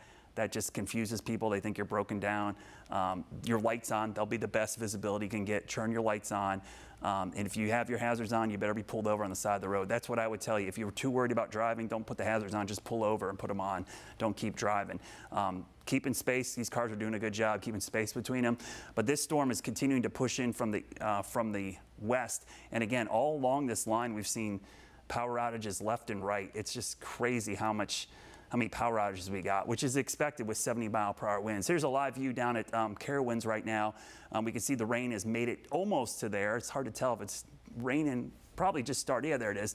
I can see the wind blowing, but boy, look how dark the clouds are there and how low they are. Definitely do not want to be out in this today. Wait till this storm passes. Again, we were making you weather aware all week about this storm system, and the concern was that these weren't going to be normal storms, and they're not your normal springtime pop-up storms. These have had a history of producing large hail and 70-mile-per-hour winds. Think about that, 70-mile-per-hour winds. That is going to cause damage. So let me widen this out and kind of show you the whole picture here. If you're up in Statesville on Interstate 40 corridor, it's raining up there, but you're kind of in the clear from the severe right now. But I'm going to do one big track on this. So we're going to track the whole line to kind of give you an idea, because it is kind of an interesting couple of storms. I'm going to track it just a little bit out to the east. So that's an updated storm track. You can see it's pretty much right where we expected. Quail Hollow has slowed down a little bit, thank goodness. Looks like it's raining probably there now, though. At 418, so it's over. They've cleared the course. Harrisburg, Mint Hill, 420-ish. Matthews around the same time. Rock Hill, 438. Leslie, Marvin area. We're getting into Union County, Unionville now, closer to 5 o'clock. So you've got time to seek shelter. If you know somebody in the path of the storm, especially if you just experienced this, call them, text them, say, hey, this storm's no joke. This thing just came over us. We lost power, or it was horrible driving in. Whatever adjectives you can use to get people to seek shelter ahead of this storm and get inside. I mean, it's unfortunate this is happening at a horrible time of day during rush hour. People are kind of already in the traffic, and it's just going to make for a horrible commute, and you don't want to be out there with poor visibility and hail and wind and branches coming down. So if you're hearing my voice, if you're watching on our app, or you're watching on a stream or social media, just stay where you are for now. Just wait it out. It's not worth getting out in this, because this is what we're seeing. We've got standing water now on some of the roads here. I mean, where's this at, guys? This is a little flooding going on. So this is Belmont. So this is our storm tracker, Chevy storm tracker. So that's how heavy the rain was falling down. It looks like we got some debris in the middle of the road too. maybe a little bit of hail. KJ Jacobs, our meteorologist out there in the Chevy Storm Tracker. KJ, what are you seeing right here, and where are you so people can kind of avoid this area? Say, Brad, we are on Wilkinson. We're between Belmont and Gastonia, so closer to Belmont, coming up near 29. So we were on Wilkinson and McAdenville, and then headed towards Lull, and then eventually Gastonia. So we're headed towards Gastonia. We do have some reports of damage in that area, so we want to get some eyes out there just to see what's happening. Yeah, so you're right there, not too far from McAdenville in the Belmont area. What's interesting is some of these cars slowed down. A truck on the right side was just plowing through there. Could be a clogged storm drain. Hard to tell from this picture, but normally we tell you not to drive into standing water, but it looks like most people kind of know how the depth is here. The problem is you never know in these situations how deep that water is. And also the cars are kicking up some pretty good wake here. It looks like a little I don't know what that is, off ramp or some kind of road off to the right there. That's where the water is the deepest. So this guy's thankfully trying to get over, which is a good sign. Probably the best thing is not to be in that right lane. We've got a new warning popping up here. I'm going to go show you that real quickly. And now this new warning just came out for Union County, North Carolina. And again, that's because of the storm in Charlotte heading your way. So we talked about this almost an hour ago, giving you a heads up. So you've got time to get prepared. Hopefully you are. Unionville, New Salem, Marshville, Monroe, Indian Trail, Waxhaw, Weddington, just on the edge of there. I would go ahead and seek shelter anyways, because this storm is not going to stop to the south. Because we're just talking with Brittany, the storm to the south that we're watching in Chester County has some rotation in it. So in Chester, I would not be shocked to see a tornado warning coming out here shortly. Quickly look at the rotation here. So right around Union, South Carolina, that's Union County, South Carolina. That's why we kind of designate the difference. A little bit of circulation there, so we'll keep an eye on that. So we got a picture of I-77 Gold Hill Road, I believe. This is always a busy commute corridor. This is everybody coming in from Charlotte. This is going north towards Charlotte, Gold Hill Road exit here. Just wall-to-wall traffic right now. Looks like the camera's breaking up a little bit, but the rain's not helping. That's a very popular exit for everyone to get off of there. The commute's going to be rough today. I'm not going to sugarcoat it. It's going to be rough. Anytime we have rain, it's not a good thing. And we've got massive severe storms right over the heart of our viewing area in the middle of this rush hour. So I'm going to widen it out so we can kind of reset so everyone can see what's happening. Here's our cells. I know it looks like one line, but this is actually one supercell, which is had a history of producing all kinds of damage. Second supercell here, a little bit smaller. Third supercell, Union County, South Carolina, moving towards Chester. This one is probably the second strongest. That's the first strongest, but this one has indications of a tornado in it that we're going to have to watch, and that actually has a tag for baseball-sized hail. We can look at the velocity today, which tells us a lot what the winds are doing.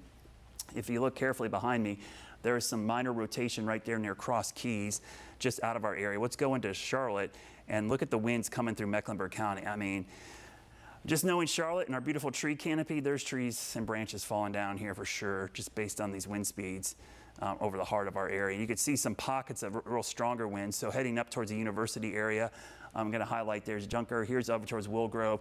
So you're coming out of Elizabeth, going to Plaza Midwood area, and then traveling up towards northeast Charlotte, just south of Harrisburg. There's some damaging winds here. So Reedy Creek area, pushing towards 485 on the northeast side of town. Let me quickly tally these. We'll kind of show you how strong some of these winds are. And again, yeah, so we're getting 58, 60 mile per hour winds. That's a yellow. Anytime you see the yellow threshold on here, where you see blue showing up, that's severe wind. So we got some video coming in from Uptown on X, one of our X users there. So this is always a problem in Uptown. When you get strong winds funneled between the buildings, it gets faster. I mean, you probably have escorted your brother, sister, your wife, or your husband with the hose, putting your finger over the hose, and you make it shoot out farther. Well, when you force that air through a narrow opening as well, it accelerates the wind, just like it accelerates the water with the garden hose. So when you see that happen, you're seeing that in between these buildings, and this is always an issue. Look at a little swirling going on, a little wind shear coming off the side of this building. So we're getting a lot of wind in Uptown right now. You know, and you always worry, if you're especially around construction sites, any loose items. That's why we always tell you before storms and before wind events, secure all your lawn furniture. It's not that we're so worried your lawn furniture is going to blow over. It's that it's going to become a projectile and hit your neighbor's house or your car or something else. So Speedway camera, there's our shelf cloud. This is going to be, I guarantee we're going to have beautiful views of this shelf cloud all day long because that is impressive. Also, look at the striations. So what we're looking at above this is the mothership, we call it, and that's just a term we use for slang for the rotating updraft. But the striations are telling you this whole thing is rotating, all right? The updraft is rotating. This is the outflow.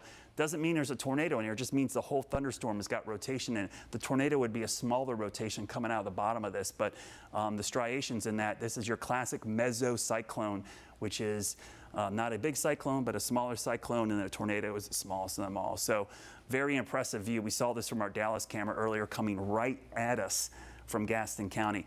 This indication here, this is not a tornado, but this is an indication of very strong straight line winds.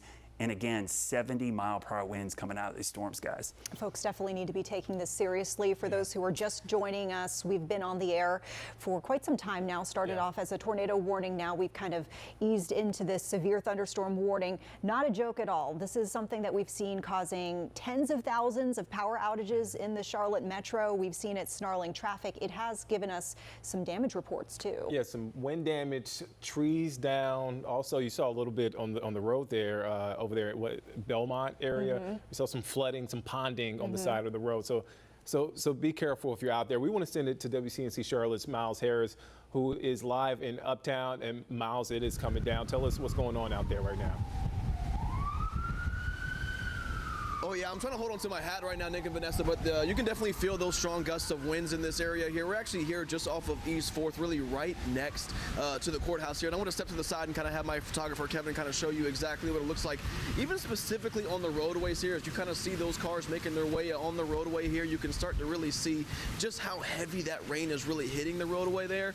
You can kind of still, again, hear and even see some of those winds really making an impact, whether you're on the road or you're walking around in this area. So definitely want to make sure that if you're making your way out here, if you're going or coming or going from the Uptown area, definitely make sure that you're proceeding with caution here. There's still a lot of wind that's making a lot of an impact here. We've seen a couple of branches even fall down here in this area as well. And so we're actually covered here next to the courthouse. But again, just trying to make sure that we're being as safe as we possibly can here as these winds and really this rain is making that heavy impact throughout much of this Uptown area here. Now, we haven't seen any power outages out here. A lot of the street lights are still on as well. But again, just making sure that we're being as safe as we possibly can as this rain and really this weather really starts to make its way throughout much of this Uptown area. And we're going to go ahead and keep you as updated as we possibly can, guys. But we're going to toss things back to you guys in the studio. You had a great point pointing out the fact that you are seeing the traffic signals working in your area. We're seeing, of course, in Gastonia where we got most of the power outages. Intersections are dark. So, of course, you want to treat those as a four-way stop and use caution as you approach. Brad, you got something for us right now? Yeah, I want to show you this image from the Speedway camera. This is just, I mean, we've seen this a couple times, guys, but this is just amazing to look at this thing. It just tells you the power of this storm. So what you're looking at here, this is a supercell thunderstorm coming right over Charlotte. So we're looking towards, churn 1 is right there, churn 2, 3, and 4 are behind me. So here's the condos out there. So this is the the home stretch there, obviously where you start, the pit row right down there. So we're looking back towards Charlotte. This is the shelf cloud, but I want you to look at the striations here. The fact that we got those striations, this tells you this whole storm is rotating above, and then this is the outflow. So this is the leading edge. I know that looks scary. That's a scud cloud. That's nothing to be worried about. That's not a tornado. It's just a lowering cloud. But you see that pushing out, and the thing that's catching my eye is I want you to look at that. You notice how the bulge of rain is kind of rounding out a little bit here. If we see that continue to push out and even see a curly Q on there, that's a downburst. That's what it looks like when the rain gets pushed out from the storm. So it's a classic setup of that surge of rain. The wind is pushing out so hard, it's bulging the rain shaft out in this direction. So this is moving towards Harrisburg, Concord, Red Cross, Midland. This is eventually going to go through southern parts of Cabarrus County, northern parts of Union County, and then into Stanley County. So those areas are going to see damaging straight line winds. Everything about this storm is showing us straight line wind damage over a large area. I know tornadoes get all the headlines. This is going to produce damage. We've seen a history along the whole track from Cleveland County, Gaston County, Lincoln County, now Mecklenburg County, power lines, tree branches, stoplights out. So I zoomed in on this area because I wanted to show you exactly where it is. That's what you were looking at the radar. So that leading edge of rain that was bulging out, That's actually what it looks like on radar. That image showed you what it looked like in real life. And as we look back to the east, you can see where it's going, towards Harrisburg. There's Concord, heading towards areas in southern Cabarrus County. This is northern Union County, and this is that little wedge of Mecklenburg County, so Mint Hill area. 218, nice little shortcut we used to take to the beach before the tollway was put in. Out towards Big Lick here as you go into Stanley County, and then Mount Pleasant, and then Albemarle. So Albemarle, heads up. It's eventually heading your way as well as this goes to the east. So all of our areas in Union County are going to see impacts, but there's a second storm back to the west. So these two storms have had a history of producing damaging winds, and this one down here, Brittany, we were just talking about, this has had a history of producing some baseball-sized hail.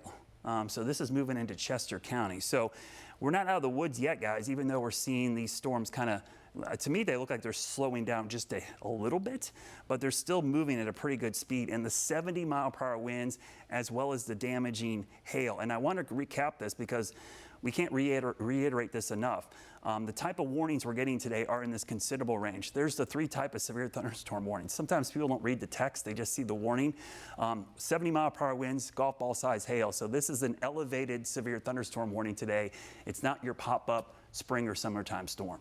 Wow. And Brad, you mentioned some of the impacts that we're seeing as far as power lines being disturbed and Duke Energy equipment. We're seeing those power outages really just climbing. We are now up to 51,000 outages reported in the Charlotte metro. And kind of to Brad's point of this moving from the west to the east, now it's getting into the Charlotte city area itself. Yeah. We're starting to see some larger outages pop up in Charlotte. So we were primarily before watching, for example, Shelby, Turville, Gastonia with the large outages. Now we're starting to see some pretty hefty outages reported in Charlotte itself.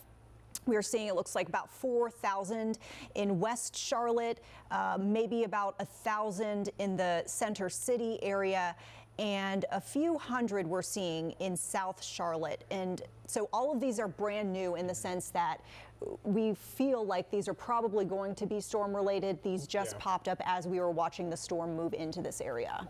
And Brad, I have a question as this system continues to move in. You mentioned earlier, we saw folks out there on the road. What should folks keep in mind? Again, we're approaching that evening commute. Yeah, I mean, the best advice I can give you is to just stay put until this storm moves by. Here's the thing, it's not even a safety issue, it's just a convenience issue. It's gonna take you forever to get anywhere right now because of traffic, rain, and visibility. So if you're saying, I can ride in anything, that's fine, I believe you. But here's the thing, it's just an inconvenience. It's gonna take you 2 to 3 times longer. So why not just stay put, get something done where you're at, maybe stay at the office for a little bit longer, stay in the carpool line, wherever you're at right now, or you're watching or listening or you know somebody, I would go ahead and just stay put until this line pushes out of here because it's just a mess out there right now with the commute. I want to show you a couple things on the radar because as the storm continues to push east, I want to show you the velocity data again because we've been watching the strong winds. Look at the leading edge of this, and we saw it live on the air with our Chevy Storm Tracker and KJ. The leading edge of this, so this is the leading edge of the bow echo moving into southern parts of Cabarrus County. We showed you what it looked like with that impressive shelf cloud and the mothership basically on the speedway camera. Well, these are the winds underneath that visual that we gave you. If you look, I'm going to pinpoint some of the, not the totals, but the wind speeds that the radar is detecting in here. We're seeing winds up to 70 miles per hour. So that's what it looks like on the radar. Let me show you what it looks like in real life. The speedway camera, which I could see in our preview monitor, our director's doing yeoman's work in there, that's what it looks like. So underneath the radar, this is that wall of wind and rain, which is pushing into southern Cabarrus County right now. This is at the speedway. So we're looking back towards Harrisburg just a little bit on the backside there as you come towards the track. So in Harrisburg, they're probably getting some 40, 50, 60 mile per hour winds at least, and it's just coming down like crazy. So this is moving towards Midland, heading out towards Albemarle. So it's going to travel all the way to Albemarle eventually as it continues to push east. And I would just be ready out here in Albemarle as it moves in your direction. This is going to bring down trees and power lines because the atmosphere ahead of it, guys, it's still as potent as it was earlier. That's the thing about these cells. We had temperatures pushing 90 degrees ahead of it, and there's nothing out here to disrupt that. Warm, humid air is coming in from the south. It's warm, it's humid, it's all the things you associate with summer storms. So this is moving in and it has uninhibited flow coming into it. That's why supercells can be very dangerous. When you get storms that interact with each other, one storm can cut off the inflow or the fuel source for it, and it will dissipate. Well, when they're by themselves like this, there's nothing blocking the flow of air coming into that, and these can maintain themselves for hours. We look to the south, it's all clear down here, so I would expect this line of supercells to continue pushing east and likely continue to produce damage. We are now at the bottom of the hour. It is 4:30. We've been on air live with this since about 3 o'clock, and we're continuing to track these storms. We got reports of downed trees, power lines. Tens of thousands of people are without power this afternoon. Yeah, what we're seeing as it stands now, 51,000 reported without power. We have the roadways snarled, so all of the major roadways are slowing down. We are seeing some reports of ponding out there. We are getting damage reports. One of the areas that we've been focused on is Belmont. I can tell you we have probably 1,000 to 2,000 outages reported in that area, and we saw some pretty hefty impacts. Yeah, and that's where we find WCNC Charlotte's Austin Walker. Austin, where are you? What can you tell us right now? Yeah, we were actually heading from Charlotte towards Belmont on I-85 South and exited 485 because of how difficult it was to see. We've been talking about driving conditions for a long time now, and yes, it was a washout. You couldn't see about maybe 5 feet in front of you. Again, that road is a very fast highway, so we were going about 5 miles per hour, creeping very slowly as a lot of people had their flashers on, something you do not want to do. It just confuses people out here. But still, the rain, as you can see, it's not as heavy as it was. It's a little bit sprinkly, but still you can see those impacts across the area. I know that there was a lot of traffic heading this way. You can even see right here things are a little bit slow in the distance. Things are picking back up, but still, if you're a driver, we talk about water pooling on the road. I want to show you what we're kind of looking at, though. You can see water down here lingering from those storms, even on the roadway a little bit farther past my feet. That's what you should look out for if you are out and about to leave. But again, the best thing that you should do, like Brad has said, is wait out these storms.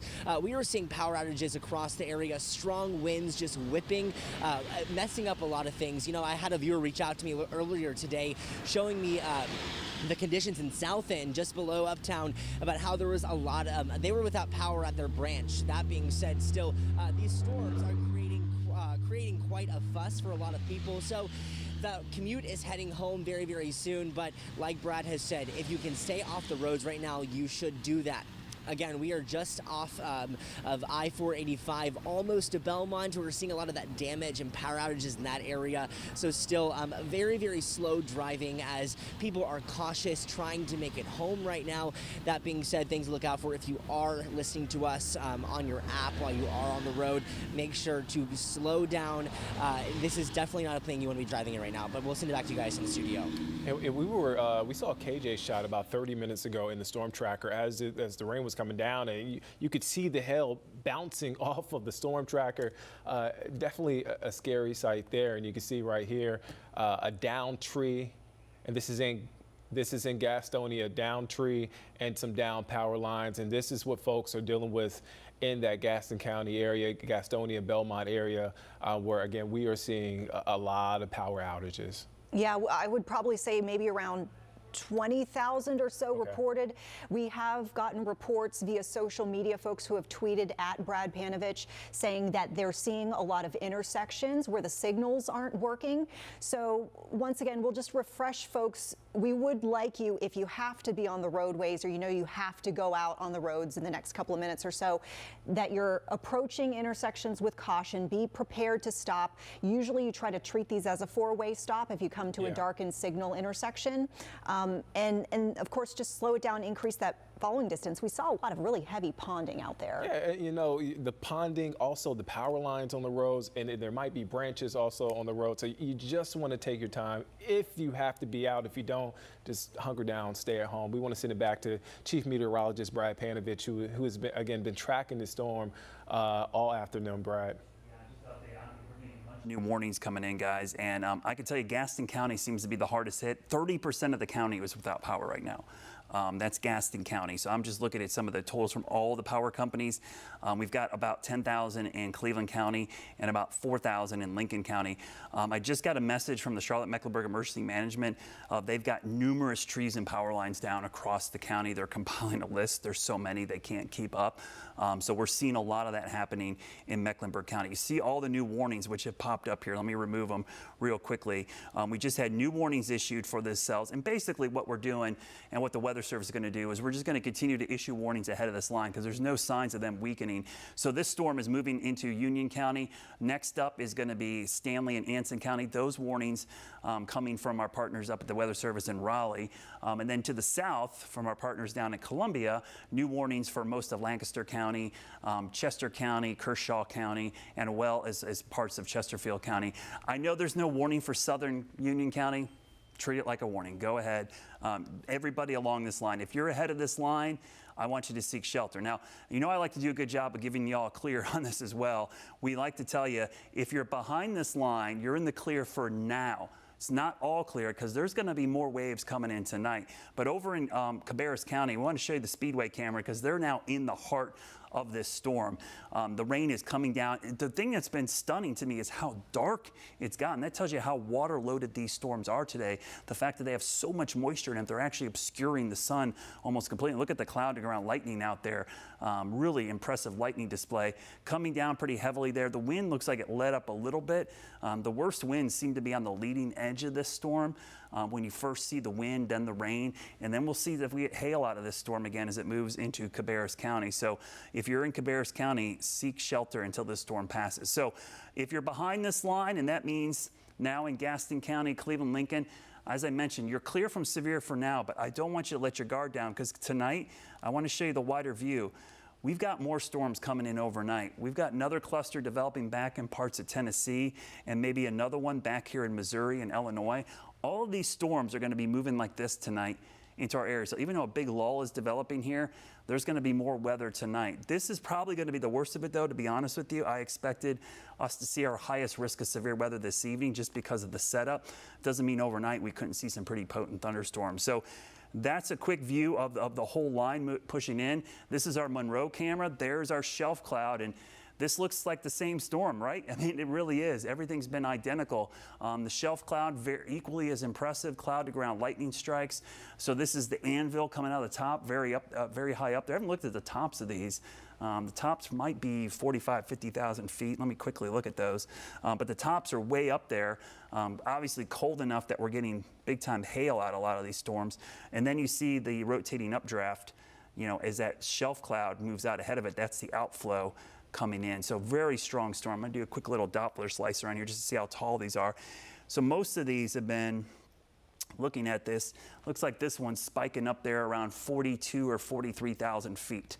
So the reason that's important, the updraft's driving warm, humid air up there, temperature up there at the top, probably 20, 25, 30 below Celsius. So well below freezing, creating giant ice. And then the outflow comes out and this creates our shelf cloud, which is what we're seeing right now. So pretty impressive looking storm that has really marched across our entire viewing area, guys. We cut in earlier for the tornado warning, but we're staying on with this during our newscast because of how dangerous these storms are in general. All these storms have produced damaging winds and hail, and those can be just as dangerous for you. We've seen it in Rock Hill. A severe thunderstorm warning isn't just a severe thunderstorm warning.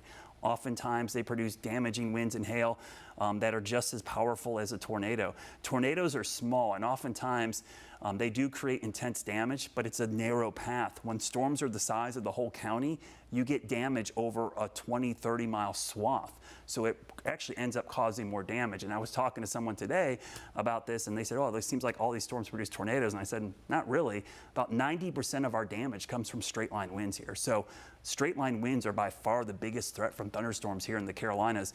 Tornadoes, for whatever reason, they heighten people's awareness more so than severe thunderstorm warnings, but really should take all warnings as seriously, especially when they're elevated to this considerable or destructive stage of the severe thunderstorm warning. Well, and Brad, you painted a really great picture for folks just to kind of illustrate the severity of these warnings here that we're watching today. Obviously a big concern for the near term, but we just wanted to let folks know we're getting a little more clarity about a schedule for Wells Fargo coming up tomorrow, because as Brad alluded to just a few moments ago, we're going to be watching the impacts of this storm for some time to come. And there is the possibility of inclement weather for tomorrow morning. So we mentioned this previously on air.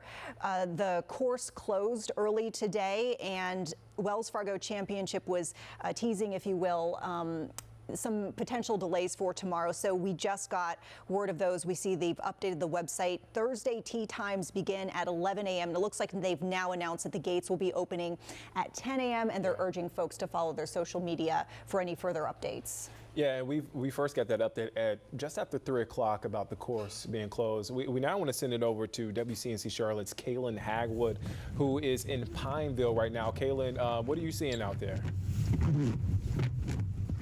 Well, yes, here at Carolina Place Mall, if you guys can hear me, I just want to kind of paint a picture for you. As Brad was tracking that storm, I was coming south from near the airport, the Charlotte airport, and heading toward this area. And you really saw what was, sort of a nicer day, and then this huge dark cloud that really just sort of took over the sky and came this direction. And just imagine, being at a mall and having, folks just sort of walking and sort of going in and out of the stores, and then seeing this. A lot of folks actually came out and kind of held up their cell phones to just get video of what it looked like. And then as I parked, and I'm parked relatively close to a building trying to stay safe here, you can probably see that lightning strike that just happened just there.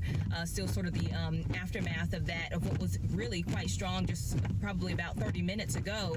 That tree there right in front of you, I mean, they started to shake. My car was shaking so much, it really did feel like it was being kind of pushed over back and forth, kind of like a boat as I was inside of this storm. There was the loud thunder and then multiple lightning strikes from side to side that I saw. And as folks get out, more folks are starting to get wanting to get out, even out of these stores, and getting moving again after that really sort of a rush of a storm that took place. Again, wanting to remind you about the safety protocols and being safe while you're out on the roadways. The ground is very sleek. You can probably see that in the parking lot just here at the mall, just the sleekness that's there. You want to make sure that you're being very mindful about where you're driving and being watchful. Is there puddling there? Again, we often say turn around, don't drown. You just simply don't know what you might be traveling into. We know a lot of folks right now are without power. The lights are on here at the mall. That's something that's sort of indicative of it being an evening time or after sunset, and yet it's only 4:42. It should be bright and sunny out here, but that shows you just how dark that it got out here, and this is honestly lighter than it was just 30 minutes ago. So here where we are, it really was very, very quick, which I think is interesting. Brad talked about it being similar to the storm having similar patterns to what we saw in Rock Hill. Afterwards, we'll get to kind of see what the damage looks like and see if that impact was the same on the ground. Of course, very tragic what happened to some of the homes there and businesses in Rock Hill. But I can tell you that very quickness of the storm, at least where I'm at in Pineville, again at Carolina Place Mall, that's what I felt. It really only lasted for minutes. The strength of it in this area, it was a bit worrisome for just a few minutes, and then things are calmer now, and you see even the lights starting to come back out, the sun starting to peek back out. So I'm going to send things back to you all. Kaylin, thank you so much for that perspective. And just for some further perspective of where Kaylin is, it looks like we're seeing probably about 3,000 power outages in not too far from there, Ballantyne, and then closer to maybe 2,000. That's going to be just north of Pineville, getting into that South Charlotte area. But really seeing these outages skyrocket up to 101,000 outages, Nick, reported. I think we both said wow at the same time. I know. Yeah. And, to Kaylin's point, right, it's kind of calm where she is now. Yeah. But this sounds like this is going to be a big cleanup effort for Duke Crews. And Brad said just in Mecklenburg County alone, about 60,000 people are without power. Again, we keep getting these images come in of down trees, down power lines. We have video of ourselves of down power lines, and you just got to be safe if you're out there. Again, we're approaching that evening commute. Folks are obviously out there on the road. This is a live look outside right now. In Monroe, you could see some of this storm moving through from west to east, and again, a lot of power outages. Yeah, and those are some really dark, heavy clouds we can see there.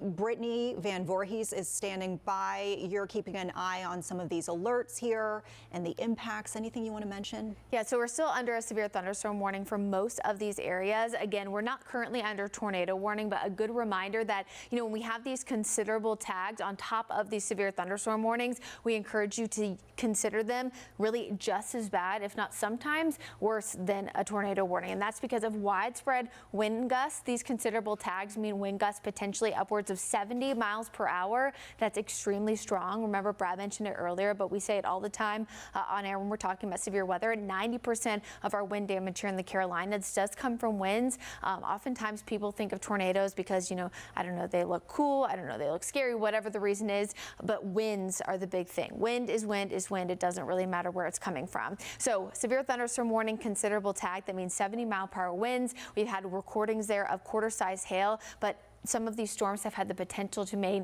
hail that's even stronger. And as Brad has been mentioning, on the leading edge of some of these storms too, we've had already some of the back end of these storms making opportunities for 65, 67, 69 mile per hour winds. So we've already seen it, Brad. The tag had 70 miles per hour, but we know that those gusts have actually gotten to that point. Yeah, and I just got a report from one of our viewers on the light rail, the blue line, saying they had to stop several times because of debris blowing onto the tracks. So it kind of shows you how strong these winds were as they move through Mecklenburg County. And the light rail system is definitely susceptible to some damage because if the wires above get impacted by debris, it has to shut down. And the crossing arms can only go up and down, I think, in like 30-mile-per-hour winds or less. So sometimes that will stop the crossing arms from coming down.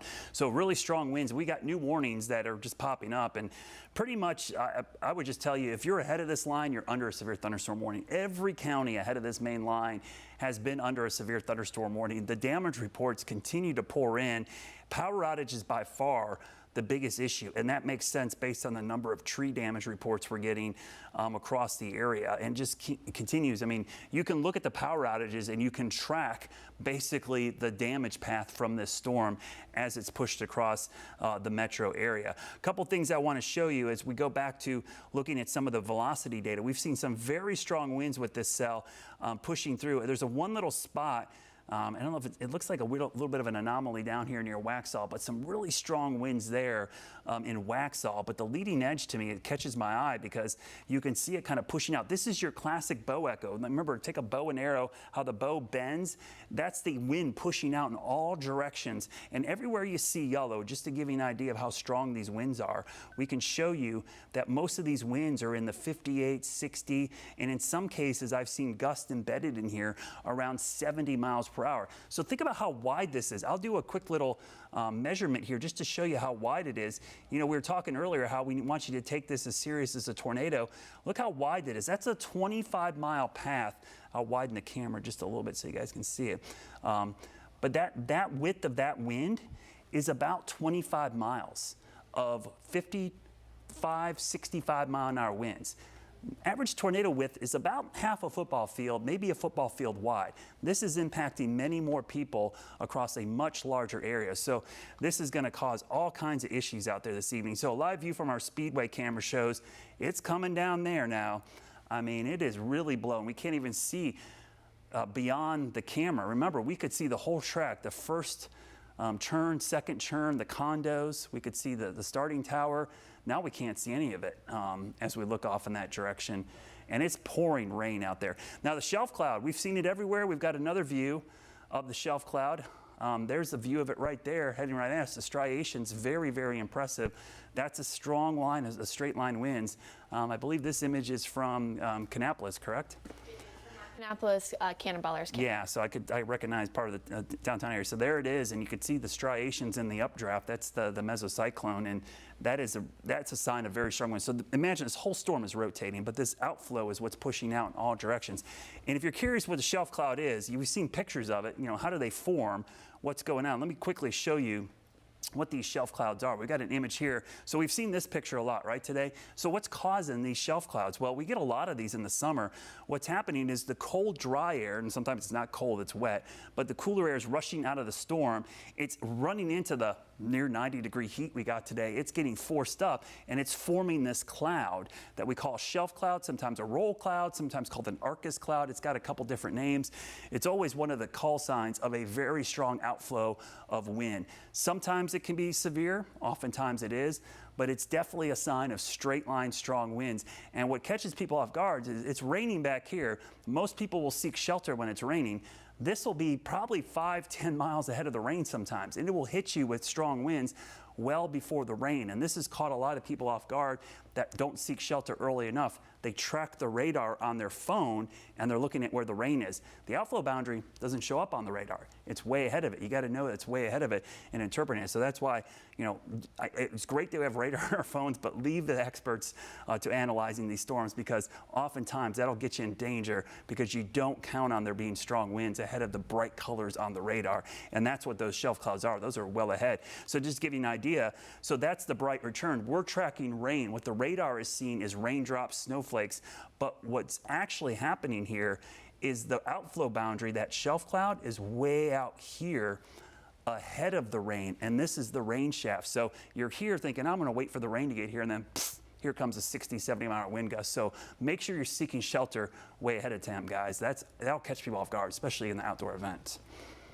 Yeah, I mean, I think folks should really keep in mind, of course, what is going to be a safe place to seek shelter. And I mean, like we saw with the Wells Fargo events today, that they had to close the course early.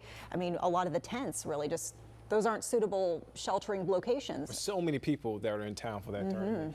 We do want to send it out to Rock Hill.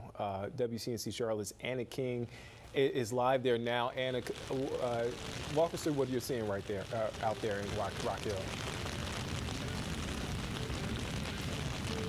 Well, the rain here has definitely slowed down the wind as well. I can step out of the way so you can see what's left of it here is definitely calmed down. I spoke to York County Emergency Management a little bit earlier today. They said they are starting to receive calls, but they're on standby right now. Chester County Emergency Management told me the exact same thing. They're on standby, but they told me they've alerted fire departments and different agencies. They have everyone on standby. Now, I also spoke to some residents here in Rock Hill a little bit earlier just about the storm damage that they experienced 2 weeks ago that they're still recovering from. So this definitely has to be a little bit frightening for them, as you really don't know what's going to happen. But the rain here, like I said, slowed down, and we will continue to follow just the rain, the wind as it picks up, slows down, and we have more for you as this continues to develop. Back to you guys. All right, thanks, Anna. And just a few weeks ago, those folks in Rock Hill had to deal with some strong storms, some hail. I believe that storm hit on a Saturday, and yeah, they had to deal with it for a while. Still dealing with that damage there, and we're seeing a lot of power outages here in our area. You have that map pulled up. We have it right there on your screen. Yeah, we're sitting at about 105 now, thousand, I should say, 105,000. So the numbers keep climbing here for the Charlotte Metro. You know, we were talking about Rock Hill. I mean, we asked Brad this earlier, but I mean, we were like, let's get some perspective here, because he's trying to rightfully, make folks realize the impacts that wind can have. And we heard Brad and Brittany talking about this, where folks hear tornado and then they immediately perk up and they go, okay, I need to be worried about this. And sometimes folks don't have the same caution or concern for a severe thunderstorm warning. But this is one where we know the winds are a big problem. And Brad said that, you know, the situation we're seeing today is pretty similar to what folks in Rock Hill saw when they saw that damage. Yeah, I mean, we had KJ shot up about an hour ago, and he was in Belmont in the storm tracker, and you could see those ominous clouds. You could see that rain coming down. You could see that pea-sized hail bouncing off the storm tracker. Definitely a scary sight there. And this is our storm tracker right now. Where's our storm tracker? This is in Gastonia. This is a live look of the roads. See, folks are out again. It's almost 5 o'clock. People are leaving work, picking up the kids wherever they may be going, and it looks like that storm is cleared out. there. But again, earlier, it was definitely a scary sight there. For sure. Reduced visibility. We saw some pretty strong winds, and folks were pulling over because of the conditions that they were seeing. We're still seeing really heavy backups on our majors, and of course, Nick, you mentioned we are getting into the rush hour period here, the heart of it. So we would expect delays anyway, but these look pretty exceptional. What we're seeing on the major roadways, 85 backed up. We have 77 really crawling north and southbound, heading from the uptown area down to South Charlotte. 45, especially in that South Charlotte area, looking quite slow. So you could see just a moment ago we had a live look out there, and I mean, the weather is really snarling a lot of things for people. Traffic. You even looking at the delays over at the airport. Yeah, let me see if I can pull up the map really quickly and update you guys. 535 delays right now at Charlotte Douglas International Airport. Yeah, it was about 450 30 minutes ago, and it has jumped up. We do want to send it out to WCNC Charlotte's Austin Walker, who is in Mount Holly right now. Austin, what are you seeing out there? Yeah, we're actually just off of I-85 in Mount Holly. We were going to Gastonia, where a lot of those power outages are, but we actually saw this pulled over because we want to show you. This is an example of how much damage this storm has already made. This is a wooden fence, as you can see, and it is completely toppled over. Tree limbs completely on the ground. This thing is sturdy too, so that shows you how heavy and how much weight it would from the wind to take to push this fence over. Again, this entire neighborhood is seeing impacts from that storm. Actually, if we move this way, you can see more of the trees that we're talking about. You can see limbs in this front lawn right here completely just destroyed and taken down by those heavy winds. You know, we heard Kaylin earlier talk about how it felt like she was on a boat and her car was rocking back and forth. That's exactly what we felt as well that 30 minutes ago when we were heading towards Gastonia, and what these homeowners probably felt as well. It shows you how fast these storms can come and go, but still how it is important to be weather aware and know exactly what is going on in your area. But still, we're seeing damage like this all across the area. And again, if you can do this safely, it's better when we see the damage from your perspective as well. So be sure to tag us on social media, on Facebook, on X, text us those photos that you can see safely, so we kind of know what's going on in your area. But still, if we head back this way one more time, just to show you what this fence looks like, completely just split, that wood completely pulled from each other, toppled over on the ground, tree limbs scattered all across the yard. Neighbors already outside of their homes cleaning up right now as the sun peeks through. It's a little bit hot. That hot air is circulating back in. It's not as cold and windy, but still that damage is widespread. But we'll send it back to you guys in the studio for now. Yes, a sight to see. Austin, thank you so much for bringing that perspective. And so, yes, we'll continue to follow all of the impacts that we are getting word of. Of course, we've got crews, as you could see, out in various parts of the Charlotte metro trying to get their eyes on some of the reports that we're hearing either via social media or elsewhere. Austin pointed this out. If it is safe for you to do so, please show us your perspective. You can take photos, videos. Once again, if it is safe for you to be outside and do so. And there are various ways you can get us that information. You could, of course, you could reach out to us on social media. But if you all do not have the WCNC Charlotte mobile app, this would be a great feature for you to get on your phone, essentially, in addition to being able to get the very latest as far as breaking news and weather coverage.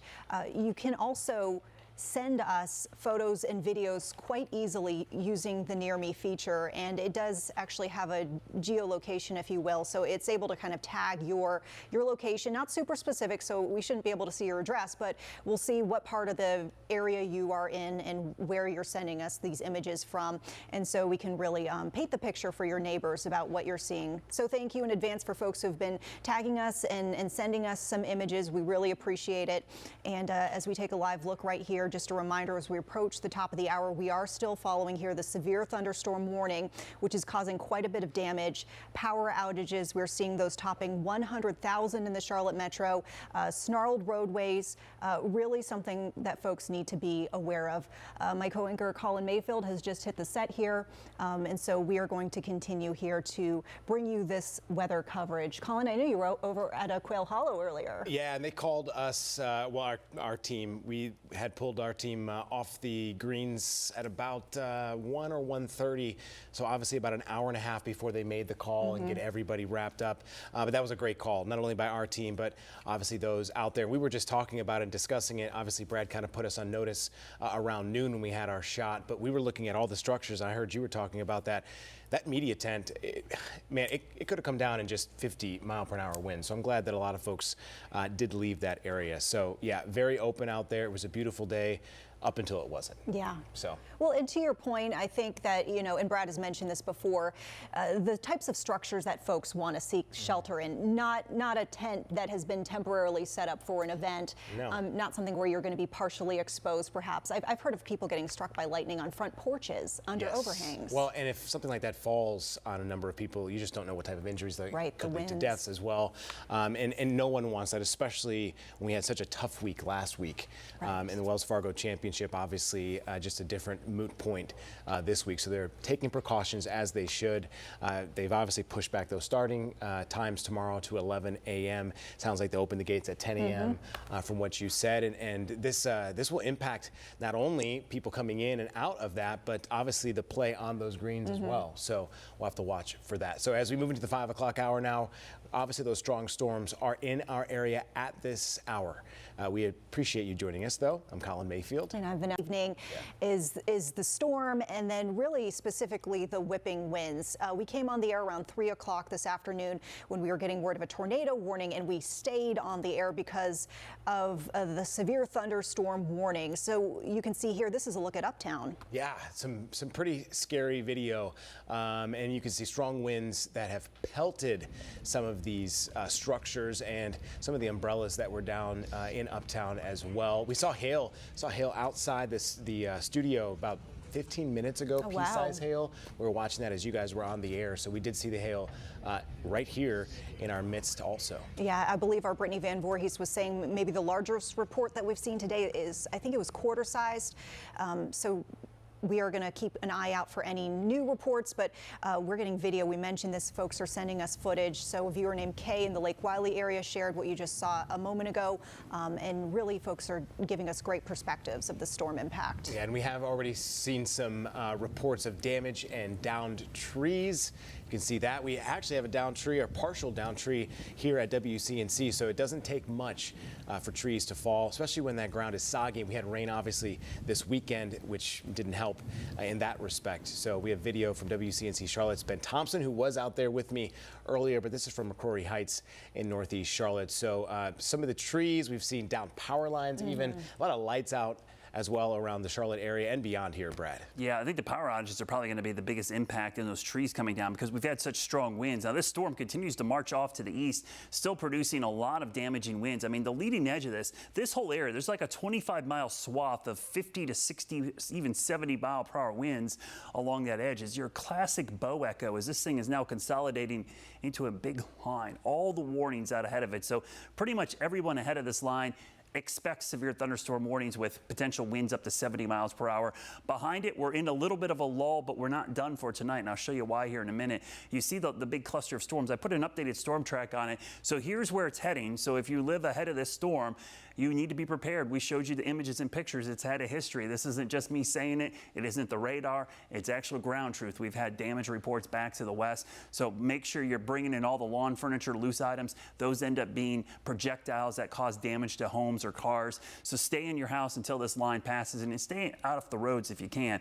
We saw some big hail in the western part of the state up to 3 inches, but the hail and wind reports have been really starting to pour in. Look at the line of storm reports. So basically from about Rutherford County, Polk County area, Lake Lure, all the way now into Charlotte East. That's where we're starting to see some of the bigger damage reports. But as I mentioned, we're not done. There's going to be a lull for many hours later this evening, but overnight, that's what's heading our way for the wee hours of the morning. So I love to tell you we're out of the woods and clear from severe.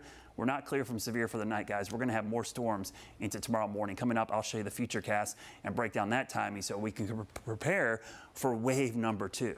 Well, you were talking about power outages. We're still sitting around 105,000 around the area. The storm has moved through pretty quickly. So Duke Energy reporting 34,000 outages, with many of them reported in Gaston County. So obviously be aware. You may see more, and as we're throughout this newscast pop up throughout the evening as well.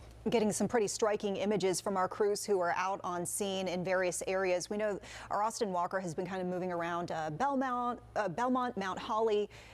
Austin, got some cleanup behind you right now. Yeah, already. You know, we're just, I'm not kidding, like 30 minutes past this storm, people are already out here trying to clean up right now. But this just shows you how hard that wind was whipping out here. I actually want to show you over here. You can see this tree has split right at the base, and it has fallen under 2 cars. This guy actually is a neighbor, and he's helping out this homeowner, trying to get the tree off their car right now. But again, it's an all hands on deck situation. If we turn the camera to the left, you can see people are just hauling those limbs away, placing them on the side of the street. Again, all hands on deck. You know, the rainbow at the end of the storm, if I could maybe say this right now. But again, we saw a lot of fierce and extremely powerful winds in this area. We saw a big wooden fence at the end of the road completely toppled over. This just shows you how aggressive that storm was, how fast it came, how hard it blew, and how fast it left. That being said, again, we are seeing power outages across the area, like Vanessa has said. We're seeing outages in Gastonia, where we were going to be going to, but we saw this, had to pull over because of the cleanup was already underway here. And we also see power outages also in South End as well. Again, people right now already in the cleanup stage. So make sure to be prepared. Have the chainsaws at the ready. You know, we're going to have a lot of people around the area doing exactly what these folks behind me here. I asked one of them, I said, you know, what was it like when you heard that? They said it was a big crash and a bang when that tree did fall. That being said, I think people are mostly up in the spirits right now. But again, power lines are a big thing to think about as these trees and limbs did fall down. It could have impacted your power. Again, Duke Energy reporting thousands and thousands right now without power. So stick with us right here on WCNC Charlotte as we bring you the impact that the storm has made throughout the area. But we'll send it back to you guys for now. All right, thank you so much, Austin. And as we see, Duke Energy has just tweeted out that 70,000 customers currently without power in Mecklenburg County as of 5 p.m. Out of 105,000, though, the whole Charlotte metro. Yep. A lot of cleanup that's going to be taking place over the next several hours. We have other crews that are stationed around different areas as well. We had KJ Jacobs, who was out in the storm tracker not too long ago, giving us some pretty unreal views. And we saw him basically inside that storm tracker with the camera pointed at some of the conditions, the vehicle rocking, the visibility reduced. I mean, you couldn't even see out of. I mean, the rain was flying at him, straight at him. It wasn't going down. It was like right at him. So let's. I think we're going to check in with KJ Jacobs if we have him right now, giving us a perspective potentially. Okay, so we're waiting for him to get his shot up. Right. I will say, I mean, he had pulled over because the visibility was so bad and the wind was so bad where he was driving in Belmont, and we saw the roadways totally jammed in that area. And maybe that's why I'm seeing the map the way it is. We probably can't put it on air, but it looks like 77 south. It is all red in that direction. 45 doesn't look much better. And as you're headed 77 north, even towards Huntersville and Cornelius, it is red. So we've told people, if you can, stay where you're at. If you're at home, perfect. If you're at work, sorry about that, but it might just be best to stay put until some of this kind of frees up on the roadways. And we are getting video in from viewers. We do talk all the time about using that near me function on the bottom right of our app, which helps us tell the story. And this is why video like this from viewers. This is from Jesus in Indian Trail. We appreciate this. And this is hail, as you can see, falling into this tarp and then just rolling down. Looks a little bit bigger than pea-sized hail, I'd say. Yeah, I mean, that's a notable amount of hail there. Absolutely it is. So the severe weather risk will stick overnight and then into tomorrow, which is why we've been talking about the Wells Fargo Championship. The opening round of the championship will be delayed tomorrow. It's now set to tee off at 11 a.m. tomorrow. And Vanessa, 10 a.m. is when the gates open? That's right. Okay. So that it is delayed a bit. So folks, just know that. I know we're getting kind of into the more more heavily trafficked days of the events. Yeah, watch their social media channels as well, because they'll put a lot of that information. This is the Pro-Am out there today. It was a beautiful day, obviously, until we had these storms that rolled through. So we're going to brace for the impacts, and we did already see some of the severe weather. We saw it in Austin's shot as well. Rock Hill residents, though, they're still feeling the pain of this destructive storm that they saw 2 weeks ago. Yeah, and our Brad Panovich was saying what we're seeing today is kind of a similar setup from what folks saw in Rock Hill not too long ago. We know South Carolina's Governor Henry McMaster has requested an emergency declaration to get FEMA assistance for those folks in Rock Hill, and the clock is ticking because according to Rock Hill's mayor, they have until the end of the week to prove they even qualify for help. Other city officials told us today, though, that will likely not happen. We know that we're not going to hit the threshold for FEMA. We know we're not even close to that. But that doesn't stop us from sending out all the information we can. So WCNC Charlotte's Anna King is in Rock Hill tonight. And Anna, that's where that storm went through 2 weeks ago. Not great news when folks were watching the TV and seeing the storms that were rolling their way today. It looks like it's brightened up, though, in your area.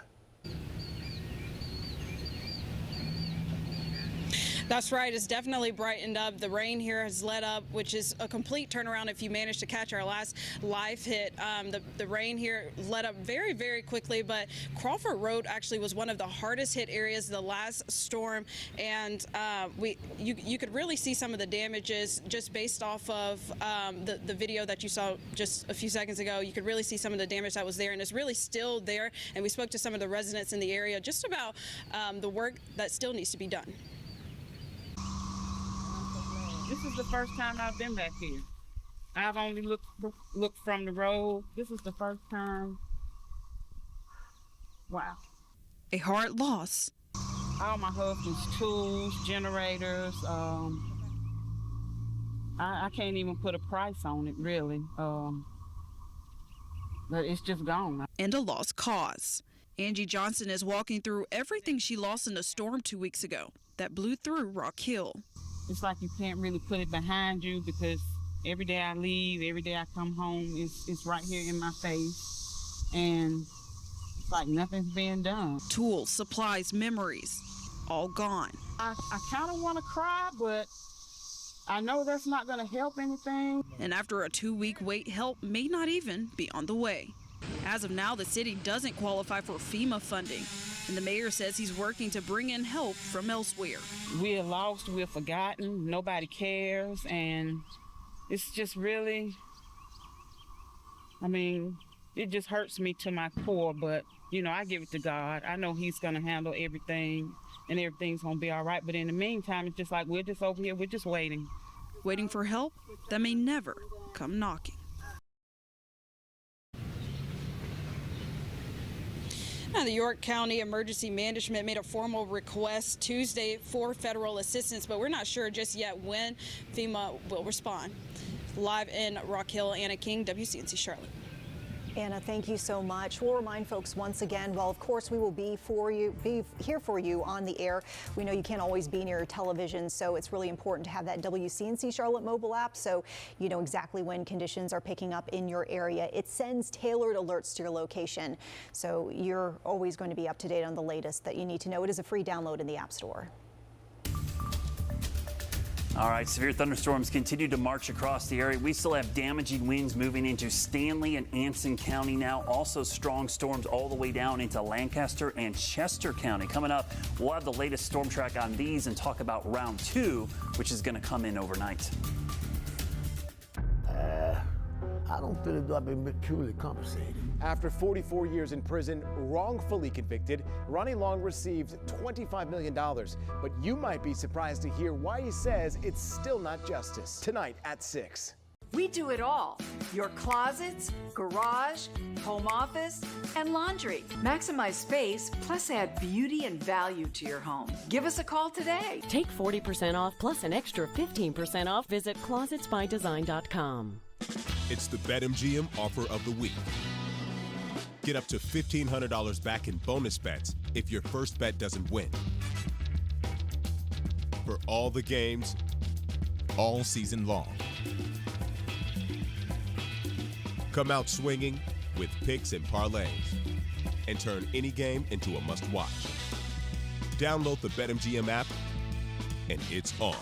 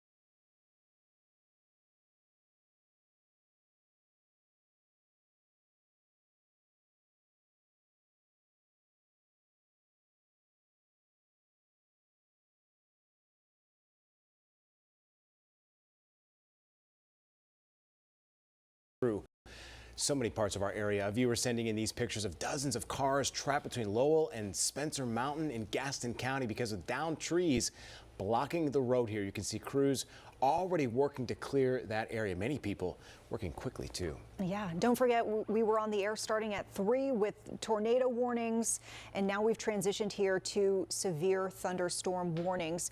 We do want to go ahead and get to our Brad Panovich. Looks like we still have some alerts out there, Brad. What is it looking like? Yeah, so I'm watching these severe thunderstorms now moving into Anson and Stanley County. This storm right here, I mean, they're all severe, but this is the one that's caused the lion's share of the damage. And I want to show you why. I'm going to go over the radar here. So I got my laptop right here. If you wonder why I'm going off camera here, we're going to show you the radar display here because I want to zoom in on this cell, because when you look at it, whoops, went too far there. You see all these bright colors that are kind of in the yellow range. Those are the damaging winds moving through Ansonville and now moving through Norwood. All these storms have had a history of producing damaging winds. Basically, what we've seen in the last couple of hours is just really strong winds up to 70 miles per hour, just barreling across from Cleveland County all the way across Mecklenburg County. So this is, you got to treat this basically like a tornado warning because of the damage it can cause. It's going to exit pretty quickly. Now, this is one line of storms that'll be severe for a while. There's that leading edge. See the bright yellows? That's when you're getting 60, 70 mile per hour winds. And you can see the leading edge. And there's a little bit of a circulation here. It's a broad circulation. It's not a tornado. It's just a big circulation. Tells me this whole storm is rotating. That's more an indication of how strong it actually is. Let me pause the radar here, and I'll highlight just some of the speeds that we're seeing on the radar. I mean, there's 70 miles per hour there south of Albemarle. So this is going to cause damage, the equivalent of a low-end EF0 tornado. So just remember, it doesn't have to be a tornado to cause damage. If there's one thing you can learn about wind is wind.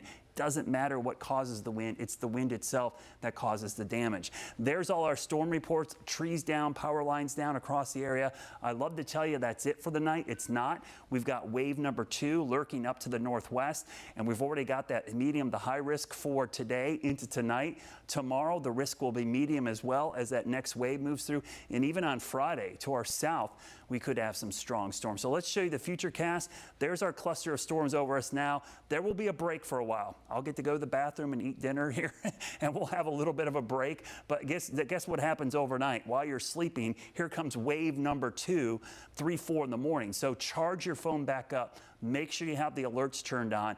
This is not going to be as severe, but it's still going to be strong. There's likely going to be some gusty winds, some hail, and tremendous rain. This could cause flash flooding because remember, we just had one wave of rain move through. Everything got saturated. So the rain that moves in tonight could cause some flooding. Notice into the wee hours of the morning, we have the storms with us into tomorrow morning. Now tonight, what we saw was a bow echo. We talked about this, and it kind of takes on that shape of a bowing segment. Strong winds, and sometimes you get circulations embedded in there. That's why we ended up with the tornado warnings. Now today, typically we have base severe thunderstorm warnings, but today what happened? We had a considerable warning. That means we had 70-mile-per-hour winds and golf ball size hail. If we get a destructive warning, your phone will go off even without an app. That is a wireless emergency alert. So these warnings have been serious. So tomorrow we wake up to rain. It's early in the day, showers and storms, but the day will get better as we get past lunchtime. So it's really tonight. The next 12 hours are going to be critical to how much rain we're going to see and how severe it's going to be. There's that batch tomorrow morning. We'll go into the afternoon. So this is around 8, 9 o'clock in the morning. Here's some rain still around. There's a delay at Wells for good reason, but by the afternoon, it actually starts to dry out and better weather moves in by the evening time. We'll watch Friday. There could be a few lingering showers to our south with that little cluster, but for the most part, I think we're going to stay dry as we go into the weekend. So for Wells Fargo Championship, we'll keep an eye on the rain chances early tomorrow into the afternoon, but Friday, Saturday, Sunday, we should be just fine with temperatures in the 70s. Now, the good news is once this front clears us, the weekend will be spectacular. In fact, take a quick look at your Guy Roofing 7-day forecast. Temperatures are going to be gorgeous this weekend in the 70s, morning lows in the 40s and 50s. We just got to get through the next 24 hours. Absolutely, Brad, thank you. And we want to take another look at the outage map. It looks like this has gone up a little bit, 73,000 within the Mecklenburg County area. Then it breaks it down from that, 42,000 more towards uptown. And then if you go deeper, even still, you can see even a better breakdown. But it does look like overall, we've got 110,000 without power. That's up by about 5,000 people in the last 10 minutes or so. Yeah, and I mean, kind of to the point of the movement of this system, we're seeing those power outages really actually just kind of track to the east. So now seeing some popping up in Cabarrus and Stanley counties too, a couple thousand in those counties. And Duke Energy did tweet out that as soon as the storms have safely passed, crews will begin restoration. If they haven't already, they're going to restore power to lines that serve the largest number of customers first, and then will continue until they get through all the outages. Crews cannot work in those bucket trucks, though, in winds above 30 miles per hour. So that is why they're taking some time. Everyone has to stay safe, not just you at home, but those crews that are on the roadways as well. Speaking of staying safe, if y'all are in a safe situation at this point and you are able to take photos or videos, you can send them to us. That is one of the ways you can do so. You can see on your screen the Near Me feature that's inside our WCNC Charlotte mobile app. Yeah, that's a great tool. It helps us tell the story and then show those pictures, those photos on television as well. All right, we're going to have more coverage for you, not just coverage here, but we have team coverage throughout the area on these severe storms that just rippled through our area today and into the nighttime hours.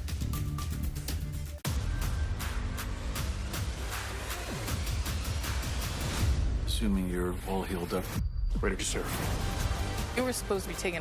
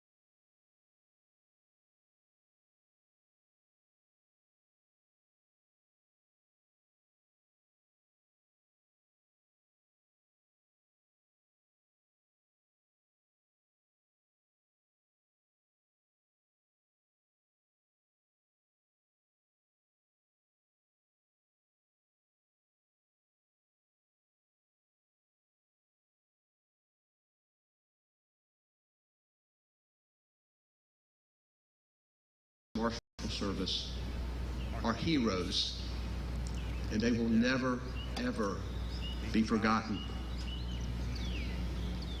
Governor Cooper also took the occasion to advocate for better pay and training for police officers.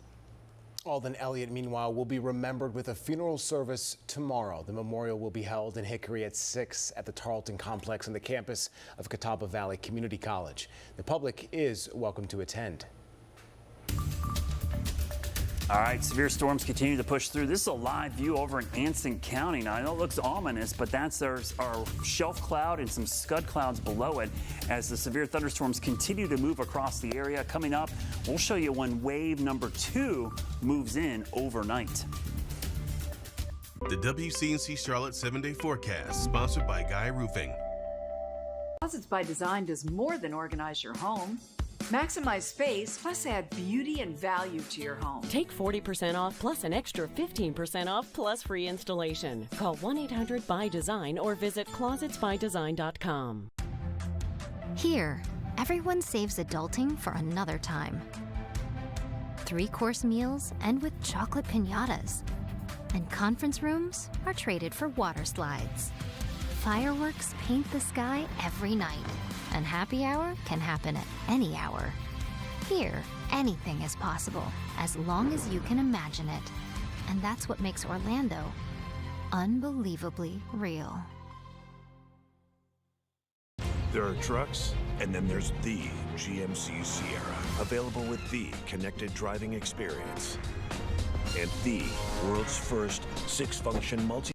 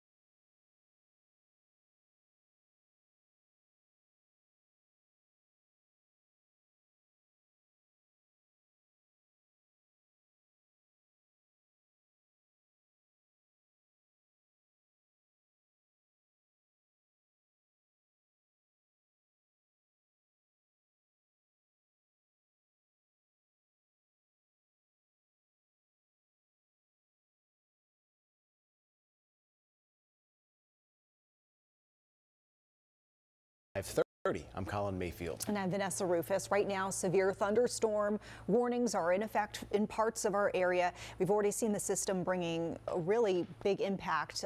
We still have this threat for large hail and damaging winds. No doubt. And the severe weather risk will stick with us overnight and then into tomorrow. But because of this, the opening round of the Wells Fargo Championship will be delayed. It's now set to tee off at 11 a.m. tomorrow. Gates will open at 10 a.m. much later, but they want to take precautions and then take another look at the outage map as well. This has actually gone down. I think it's at 101,000 in the total area. If I will refresh the screen, make sure I am correct.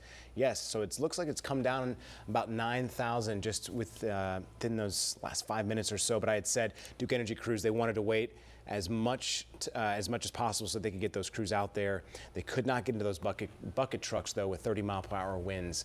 So they were just making sure that that passed and that they could get out there and try to get people restored with their power. And important to note here, around a little bit later, so those crews will probably have to work fast. And actually, we're getting a live look from Anson County. So we mentioned this storm is moving east, so you can see the storm moving in there. Anything concerning about this view, Brad, to you? It's just scud clouds. So the good news there is that's kind of what we call SLC, scary looking clouds. Yeah. That's really all they are. That's the outflow though, and oftentimes you'll see kind of vertical rotation, not horizontal. Remember, up and down motion is typical in every single thunderstorm. That is what you expect. It's convection, which is a convection current. That's okay. We're not worried about that. That's just a thunderstorm. If it starts going horizontally, that's where you worry about. Severe thunderstorm watch still up till 11 p.m. for some of our eastern counties. You can see we're out of the woods for now, but there's tornado watches to our northwest. There's more storms on the way. We'll go back to Anson County. So this is that shelf cloud on the leading edge. Remember, the air is rushing out and sometimes it rolls, so you're getting some vertical rotation. None of that is really rotating anything scary to look at. Just really is basically a shelf cloud, and that's the storm moving through Anson County right now, the leading edge. This has become a huge bow echo, which is a big arcing line of storms that has straight line winds and a lot of wind damage. In fact, we've seen winds gusting up to 70 miles per hour at the apex of this bow. You can see now moving out of the range of our radar at Mountain Island Lake, but it's now moving into parts of eastern Anson County and then parts of Richmond County. Rockingham, you're going to see heavy rain, but earlier those were the wind gusts we picked up on the radar. Now, in its wake, there's going to be a brief break. There's a lull in the action, but look at all the storm damage we have. I'm looking at storm damage, power outages across the state, 140,000 people without power in North Carolina right now, all because of these storms. Wave number 2 back here, there's actually tornado watches in effect and tornado warnings with that. That's going to come through in the overnight hours. So there's our risk for severe, kind of lined up perfectly today, medium to high risk. Tomorrow, though, this starts after 2 o'clock in the morning. We'll see that next wave of storms in the medium risk, and even on Sunday, or excuse me, Friday, I'm getting ahead of myself, Friday, we'll see some storms down to the south. Coming up, though, we will talk about the weekend, which has some much better weather ahead, and it's going to be refreshing, but we still have a lot of rough weather out there this evening, guys. Absolutely, we do. All right, we will stay weather aware and come back to you in the next couple of minutes. Meantime, we do want to get to one of our crews out there. We have meteorologist KJ Jacobs, who had been traveling around in the storm tracker we saw in various locations. Now you're in Gastonia, is that correct, KJ? That's exactly right, Vanessa and Colin. We are in Gastonia on the west side of town, and we were driving in this direction, and we were on the leading edge of that storm, that severe storm that pushed through this area. Really, it just blew through here, and you can see the damage it left in its wake. Take a look over my shoulder. This is what's glaring and also slowing down traffic because we have some utility lines crossing the road here. This is in North Chester Street here on the west side of Gastonia at this time. It's connecting to Radio Street and not too far from I-85.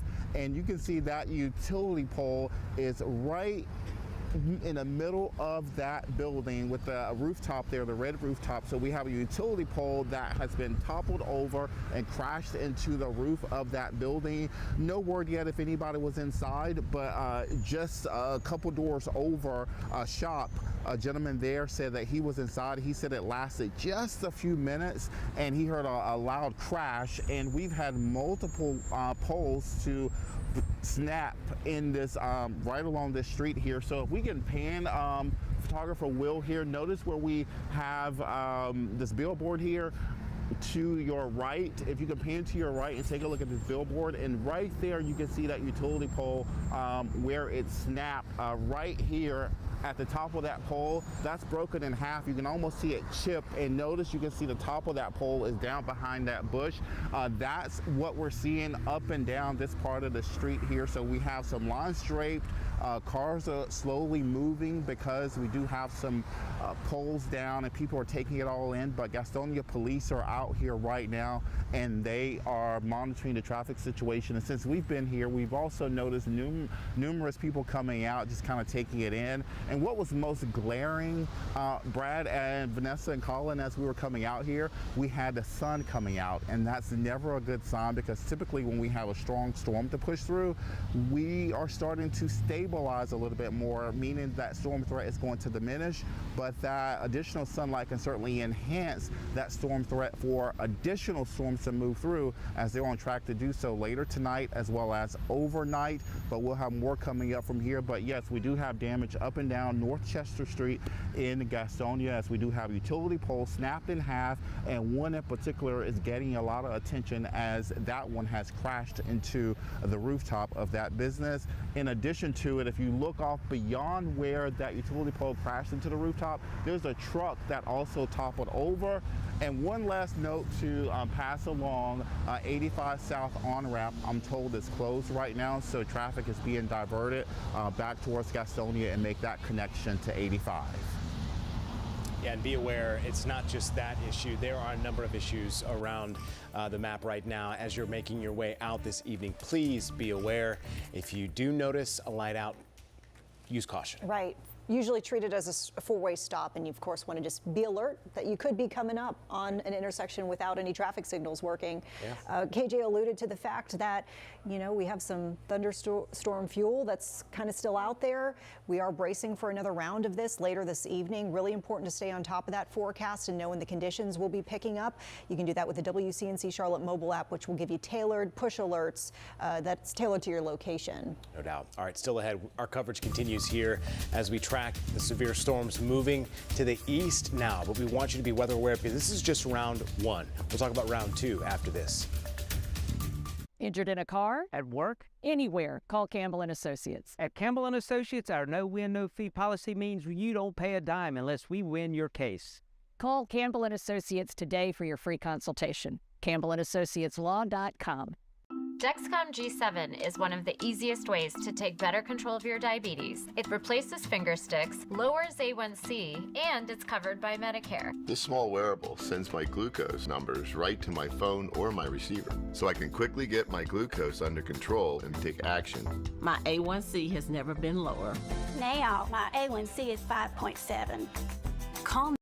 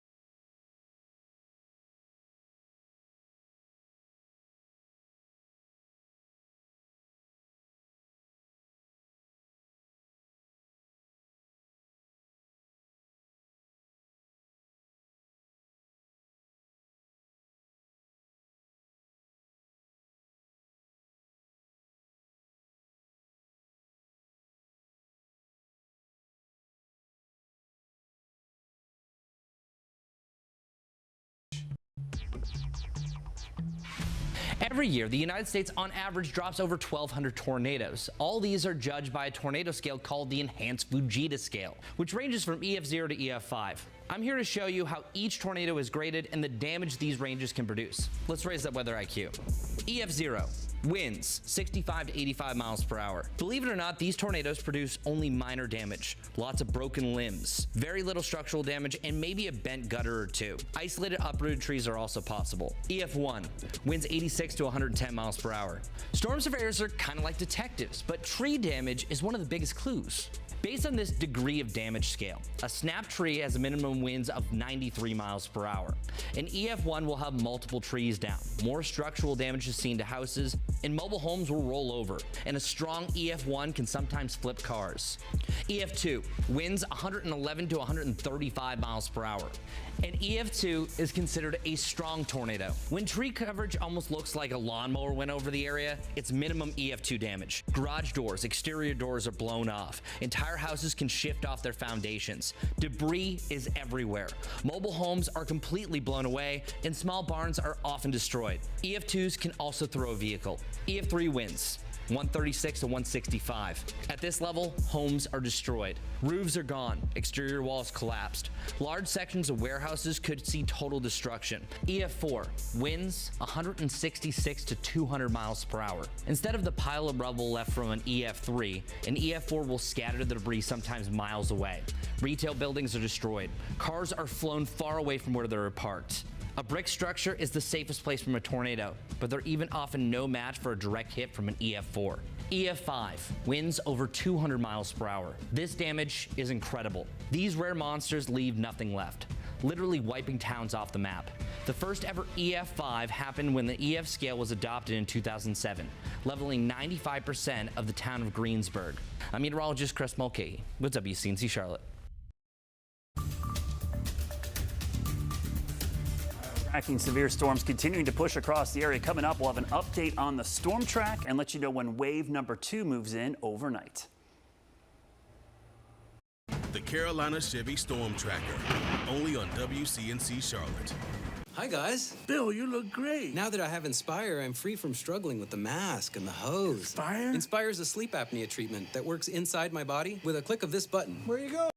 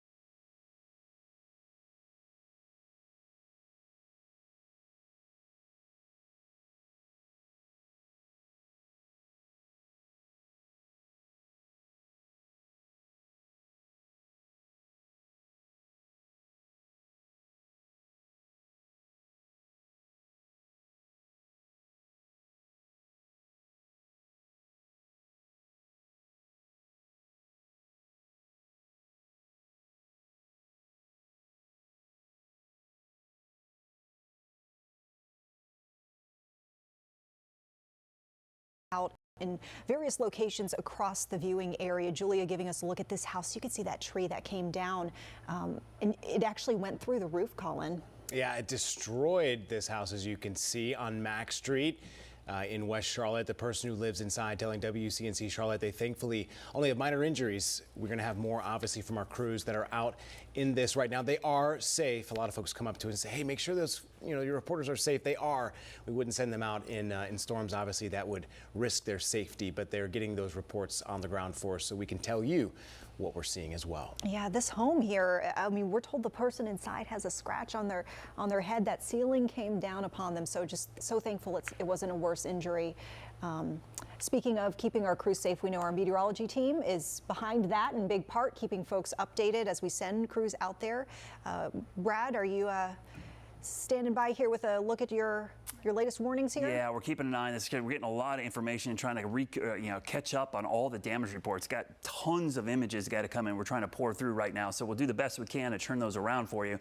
We see the strong severe thunderstorms continuing to push through the area. Those storms are exiting pretty quickly off to the east. Let me grab the radar here real quickly, and I want to show you the watches which are still in effect. We still have a severe thunderstorm watch in effect for many counties for our area. There's a break, and then you see tornado watches to the west. That's the weather coming in overnight. So we're potentially going to see another round of storms, probably the wee hours of the morning. Now, I don't anticipate them being tornado watches, but maybe more severe thunderstorms for the overnight hours. So don't let your guard down yet. There's going to be a nice long lull, but then we're going to have more activity move in. Here's our current warning. So our Sandhill communities, all of them being impacted right now. That includes most of Richmond County, most of Anson, Stanley, and Chesterfield County, and a good chunk of Lancaster and Chester County. We're in the clear now in the Charlotte area. That's not going to last for too much longer, though. Probably just a few sprinkles moving through in the next hour here. So just a heads up, the rain's not done. But there's those gusty winds pushing out towards the east. Had 60, 70 mile an hour winds. The core of that now is out here heading towards areas towards Pinehurst and Southern Pines. That's pushing east. There's a break behind, but there's all the storm reports today. We look back to the Midwest and the Ohio Valley. There's our tornado watches and several tornado warnings right now. That's the storms we got to watch tonight. So we saw the storms this evening. Overnight, another wave of storms. I'm talking 3, 4, 5, 6 o'clock in the morning time frame here. So you're going to wake up to it. And even on Friday, we could have some lingering storms to our south. Though I don't anticipate a lot here. So there's our break. Again, a nice lull. 10 o'clock could be completely dry. We'll go past midnight to 3 o'clock in the morning. There's that next cluster entering the mountains and then moving across the Piedmont. So we're going to wake up to some big time storms tomorrow morning. Those storms will linger for a while. Could even see a third wave. I'm not sure if that's going to come to fruition because that second wave might use up most of the energy. But don't be shocked if we have storms lingering now into mid-morning. But once we get to the afternoon, everything will be out here. Now, tonight, we saw this with some of our warnings. We wanted you to take extra care and kind of treat them like tornado warnings. They were considerable severe thunderstorm warnings, meaning 70-mile-per-hour winds and golf ball size hail. Could see that happen overnight. So make sure you're grabbing your phones, charging them up, putting them on the nightstand.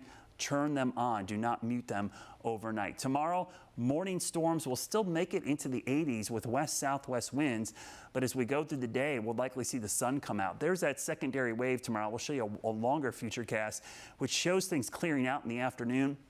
By Thursday night into Friday, we dry out briefly, but we're going to see some storms down to the south on Friday. We'll have to keep a close eye how far north those make it. They could have a small impact out at Quail Hollow. They're going to start late tomorrow, which is a good thing because there's going to be storms in the morning, 82, but the rest of the weekend out there is going to be absolutely picture perfect. We're talking 70s with morning lows in the 40s and 50s. Definitely some refreshing air. So tomorrow, yeah, you'll wake up to some showers and storms, but we should see some improvement as we go into the afternoon. As we take a look at the dew points, it's going to dry out. I don't know about you, but it's been really sticky today. That's what's fueled these storms. It was very muggy. As we go into the weekend, we'll finally get into some better feeling air. Your Guy Roofing 7-day forecast shows the temperatures cooling down into the 70s for the weekend. We'll get into a nice break, and next week it actually stays somewhat pleasant with highs in the 70s. All that sun we saw earlier was just thunderstorm fuel for what we saw a little bit earlier this evening. So these storms having a big impact on traffic. WCNC Charlotte meteorologist Brittany Van Voorhees giving us an idea. Of course, we know when it rains in Charlotte, it doesn't take much for things to jam up on the roads. Yeah, and I know people like to joke, everybody does it, right? Where we say, oh, it starts to rain, people don't know how to drive. But in storms like this, it's not that. It's the fact that the winds get so gusty, there's so much lightning that, things can get intense. A reminder that if the winds are strong enough that your car is shaking, you certainly need to try to pull over and stay safe out there. Now, I'm going to start with what we know for a fact is absolutely related to the weather, and these are current road closures that are related to some kind of, trees down, ponding on the roadway. This first one here is in Alexander County here, just to the south of Little River. This is Blue Ridge Lane. There's no through traffic currently allowed at North Carolina 127. Now, this is a big thoroughfare there at North Carolina 127, Highway 127. So be mindful of that. This is likely going to last at least through the rest of today, if not through multiple days. Now, the next two here are in Gaston County. This is Dallas-Cherville Highway. The road is closed right now from Cape Fear Drive to Monty Road there. Now, you can see that's a pretty big intersection there. there near Highway 279. Again, that's Dallas-Cherville Highway. You travel a little bit further to the south and east. Now, thankfully, this road closure is a little bit closer to 85, so a little bit easier to get around. It's actually also part of Highway 279, but this is New Hope Road. It's closed from North Carolina 7, that's Ozark Avenue, to Court Drive. Again, that's really close to 85, a little bit closer to get around. It won't be closer to get around right now because, of course, it is that evening commute. So getting in and out of Gaston County, in and out again of the Charlotte Metro, is going to be extremely difficult. Now, you add in, of course, that normal evening commute time. There's a current stalled vehicle. I put these in order from what I think is most impactful right now to the lesser impact here. So 77 northbound, stalled vehicle at exit 1, that's right near, of course, 485, inner loop, getting onto it. That is going to cause some issues there. There's a lot of red, again, on the inner and outer loop right now because, of course, there's folks on the roadways, but you add in the rain and the storms and all the mess we've had this afternoon, things are going to be a little bit crazier than normal. Valentine Commons Parkway, this current crash at Providence Road, again, that's a big thoroughfare getting in and out of the Providence area and into Valentine there near South Charlotte. And as you travel a little bit further north, there is a current crash there at Seneca Place. That's near Wedgwood Drive. That's just to the west there of Park Road. There's a few more minor crashes, so just keep an eye out for that, folks. And just remember that everyone's dealing with the storms today. So if you get a little bit frustrated on the roads, maybe this evening or even tomorrow, there's still some debris. Just remember, everyone is dealing with the same thing, and let's just give ourselves a little more patience and a little bit more grace the next few days. Great to hear. Yes, good advice for everyone out there. Brittany, we appreciate that. Hopefully people will take that with them tonight. And we're getting many more photos and videos in from viewers. You can see a viewer from Concord Mills. Look at this lightning strike in the middle. Almost hard to see there, but capturing that bolt of lightning from the sky all the way to the ground. We saw numerous lightning strikes as well. Obviously, Brad can tell us more about that. But if you do start to see the conditions pick up outside your window like you may see tonight, or if you see some significant damage even, send it to us. We want to see it too. Yeah, folks have been really great about doing this so far, but stay safe and snap a picture or video. You can send it to us using the Near Me feature inside our mobile app. You can also elaborate a bit more about what we're looking at in the photo and maybe a little bit more of a specific area that the photo was taken or the video was taken, and that way we can really tell the story of what folks are seeing out in the community. Still ahead, we'll have more coverage both from our crews on the ground and from Brad. We're tracking a second round of storms heading to our area. It could be overnight too. We'll have more after this. The WCNC Charlotte 7-day forecast, sponsored by Guy Roofing. On the next wheel, grandkids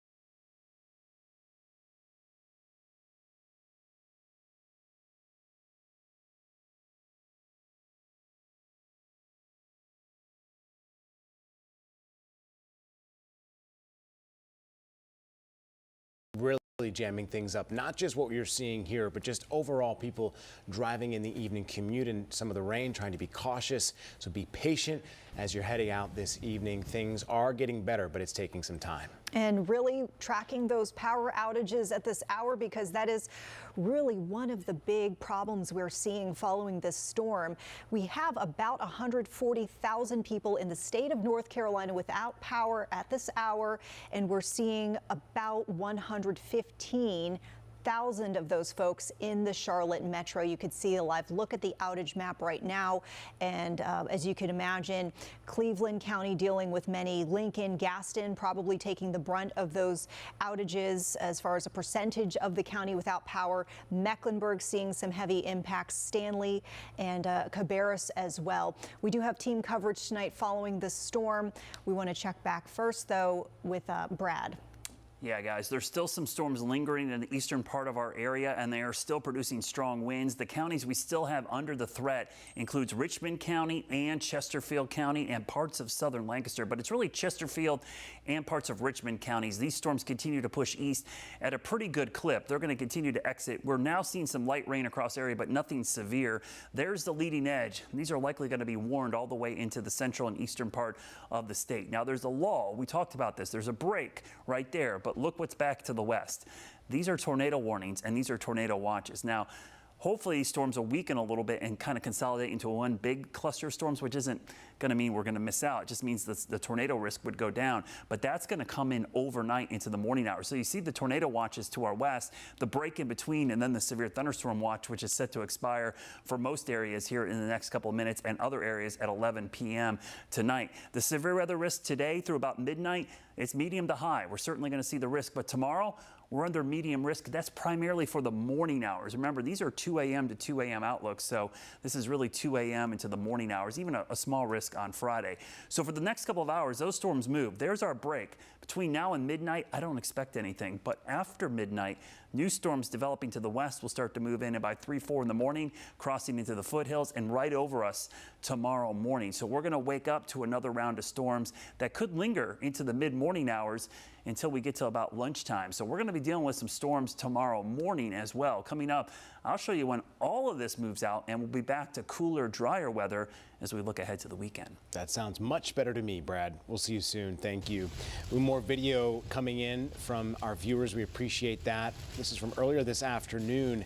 Man, torrential downpour here, shot by Austin Walker. He went out towards Gastonia at this portion of the storm here to try and cover this and see what the conditions would be. They ran into sheets of rain once the storm passed, and the skies cleared at some point. There was a mess left behind, too. Some downed trees and limbs, lots of debris, power lines. We mentioned the outages, of course. And so this is Chester and Radio Streets. An entire power pole, as you see there, snapped, left on the ground. You can see some wires dangling there. And crews on scene, it sounds like folks are getting out there quickly to try to fix things up. Our crews are out there trying to track the very latest. They've been out there all afternoon. Yeah, we're going to check back with Austin Walker, who's been not just in Mount Holly, obviously made your way towards Gastonia as well, seeing the damage firsthand as well. Austin, what's the most, I guess, the worst of it that you've seen?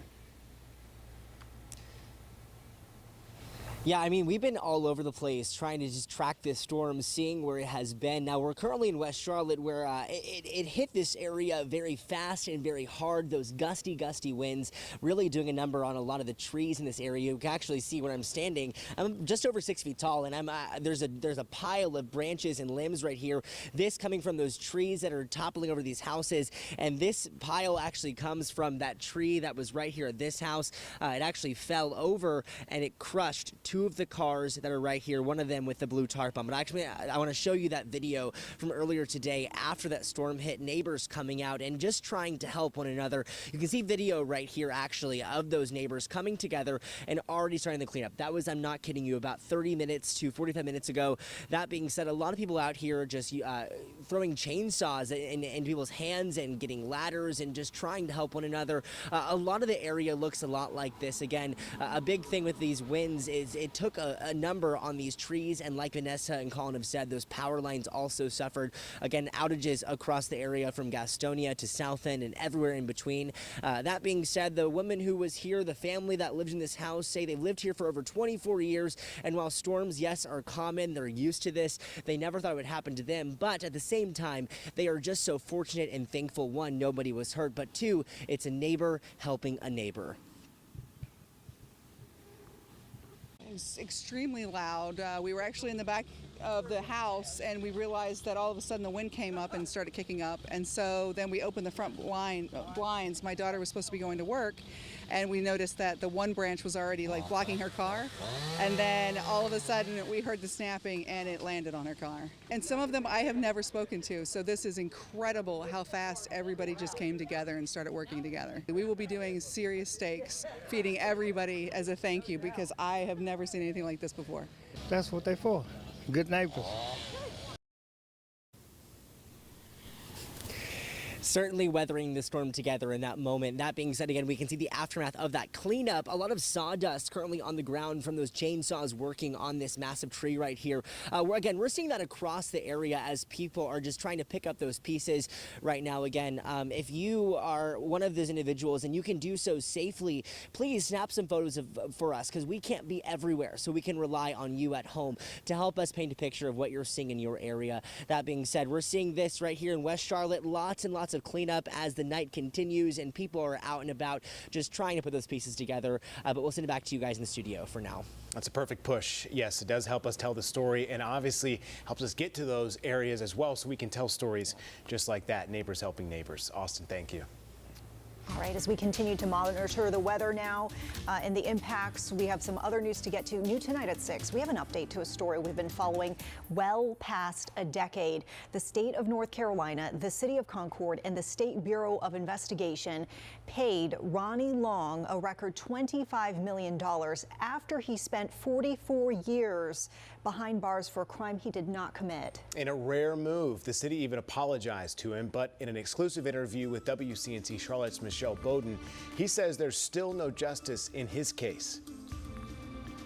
Ronnie Long says this case isn't about money. He says it's about the people who put him in prison and those who knowingly withheld evidence that could have freed him sooner, including the former DA who recently stepped down. How does it feel to win the biggest settlement in North Carolina history?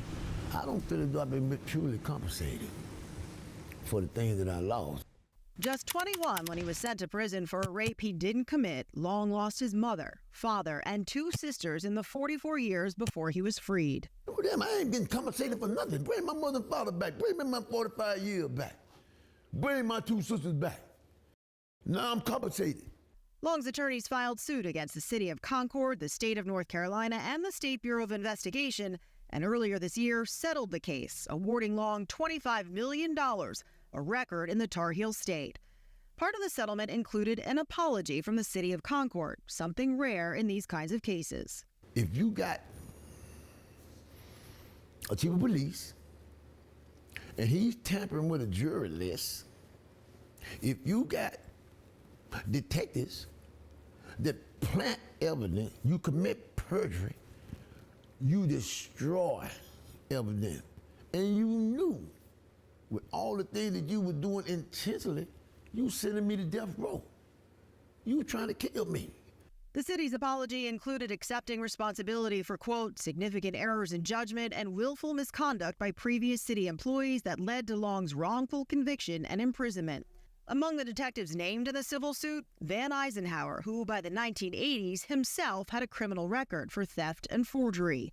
We tried reaching attorneys for him and Detective John Taylor, also named in the case. They didn't get back to us, but told Long's attorneys both men were not in good health and couldn't even be deposed for the lawsuit. Because you didn't put me in the penitentiary wrongfully.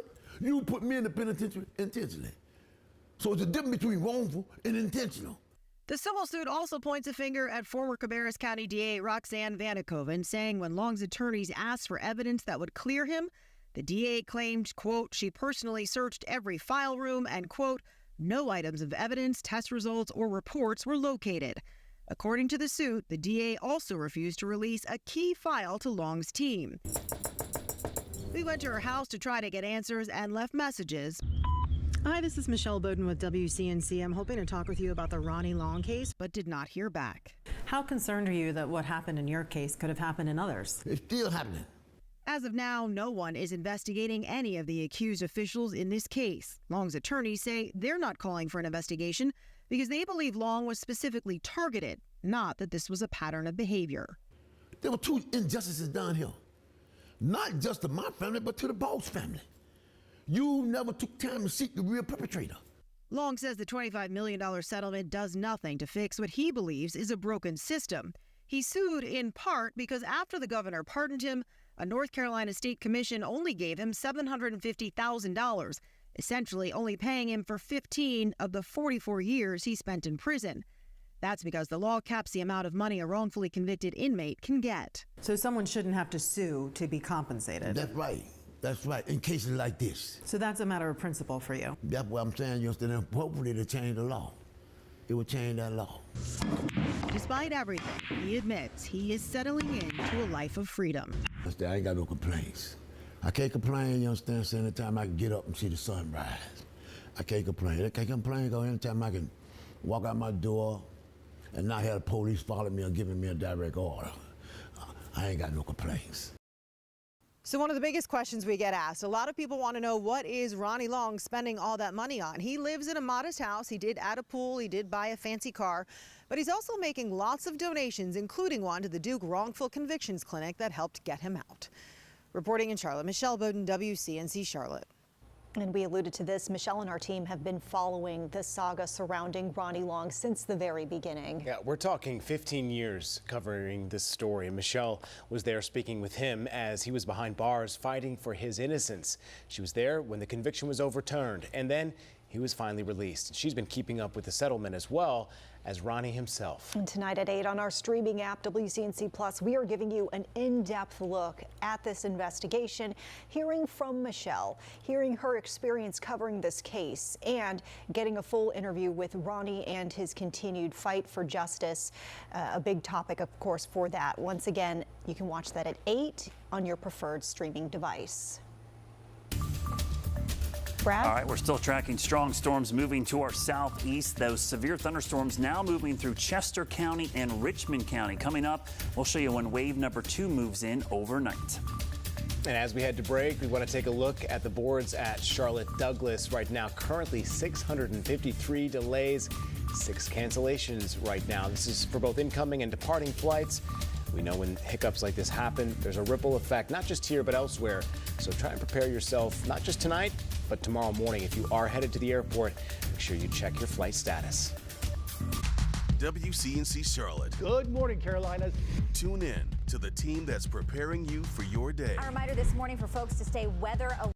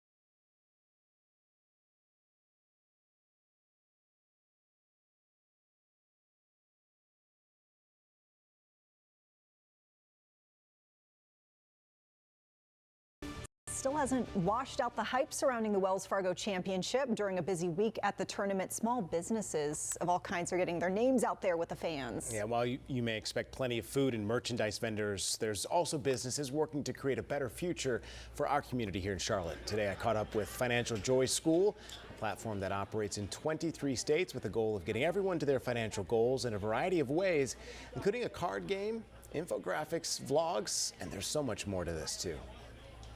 Financial Joy School is on a mission to create a financially equitable world by helping youth and families build generational wealth no matter your income.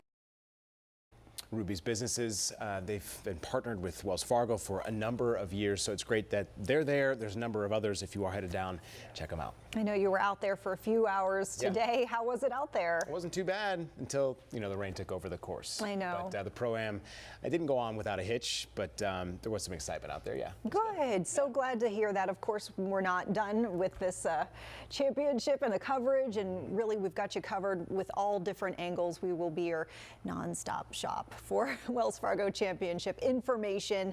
We'll be bringing you the action on the course, rain or shine. Our digital team, in fact, has put together a fan guide with everything you need to know, ticket information, where to park, bag policies. You can scan the QR code on your screen or just head to our website or our mobile app. It's right on the homepage. And we'll bring in Brad now, obviously keeping an eye on things. Yeah. When I had heard Chris Mulcahy talk about a potential tornado above Asheville at our noon hit, I knew things were going to go south from there, Brad. Yeah, we had some baseball-sized hail over there as well. And this evening we had some pretty crazy phenomena. We had a lot of outflow, and we had something called a Gusnado form, and it's not a made-up word, I swear. What happens is when you get these strong downbursts like we saw today, the outflow was 70 miles per hour. On the very edge, you can get little swirls that develop that are called Gusnados. They're not true tornadoes because they're not attached to the parent storm. They're not formed above or below the cloud. They're actually just forming on the outflow from the strong thunderstorm, and they can spin up briefly and dissipate. And one was caught on camera. I want to give a huge shout out to Ashley Fleming. Watch this up at the top of your screen. This is off of Berkshire Boulevard. Watch this Gusnado. Here comes the gust front, and then watch the swirl form right there on the gust front and then move across. It did cause some damage, picked up a couple trees and blew them down. You can actually see the gust front approaching. Look at the trees moving first, and then you'll see the swirl of dust form right there. So that's what we refer to as a Gusnado. It's not attached to the cloud. It's on the leading edge of the strong outflow. And we saw some of those today with the 70-mile-per-hour winds, which are still marching through the PD region and down towards the Sandhills. We have some light showers across our area now, and we're in the lull because this is moving away and things will calm down for a couple hours, but we're not done. There are a lot of severe weather back to our west still in Tennessee and Kentucky, several tornado watches, and we'll have to see how that unfolds tonight. We saw a lot of this today as well, shelf clouds forming all over the place. That outflow produced these impressive shelf clouds. So if you saw this image today, that was the strong outflow. That was the leading edge of those 70-mile-per-hour winds. Now, tomorrow, we're going to wake up to rain in the morning, showers and storms, but it should move out fairly quickly in the afternoon as we climb into the low 80s. Let's show you how this unfolds tonight. First wave moves through, nice break. Here we are at 10 o'clock, but look what's lurking to our northwest. I expect that cluster of storms to kind of coalesce into one big area of thunderstorms and move through between about 3 in the morning and 6 a.m. Now that's going to move through. There could be a secondary surge of moisture 8 to 9 a.m. The good news is with the morning rain, it's not great timing, great for the morning commute, but it should use up enough fuel that in the afternoon, I don't anticipate additional storms forming. So once the rain moves out in the morning, we get into a better pattern. Now on Friday, the front's still stalled to the south. We could see some storms lurking down there on Friday, but for the most part, look at that flow out of the northwest. This is drier and cooler air moving in for the rest of the weekend. So as you go out to Wells Fargo tomorrow, they're already starting with the delay. Great idea. Hopefully they'll get most of the first round in with the sunset not until about 8:30. But even if they don't, on Friday, we'll just have a small chance of rain to the south. I think we're going to be dry. But the weekend, I mean, you could not ask for better weather. Low in mid-70s, morning lows in the 40s and 50s, and no humidity out there. So tomorrow, yeah, I would grab the umbrella, the poncho, maybe a stray thunderstorm south. Temperatures in the low 80s, but as we look at the dew point forecast, this is that refreshing air. The mugginess goes away for a while, and it was sticky today. It will be sticky overnight as well. Those temperatures will follow suit. Below average temperatures for most of next week. Here's a look at your Guy Roofing 7-day forecast. Should be a spectacular weekend once we get beyond tomorrow morning's early storms. As you notice, temperatures primarily staying in the 70s this week into next week. We'll keep an eye on more storms as we take a look at the 10-day forecast next week as temperatures try to warm back up into the low 80s. So we'll keep an eye on that, guys, tonight. We're likely going to have some overnight storms. Charge up those phones just in case. But once we get past the morning storms, we're in the clear for the weekend. All right, Brad, thank you. Still to come today at the Wells Fargo Pro-Am, one of the Hornets owners dropping some news on the team's search for a new head coach. Nick has that and more from the course next in sports. The race is on to sell 500 vehicles. Shop online now at toyotaofnorthcharlotte.com. Charlotte, imagination's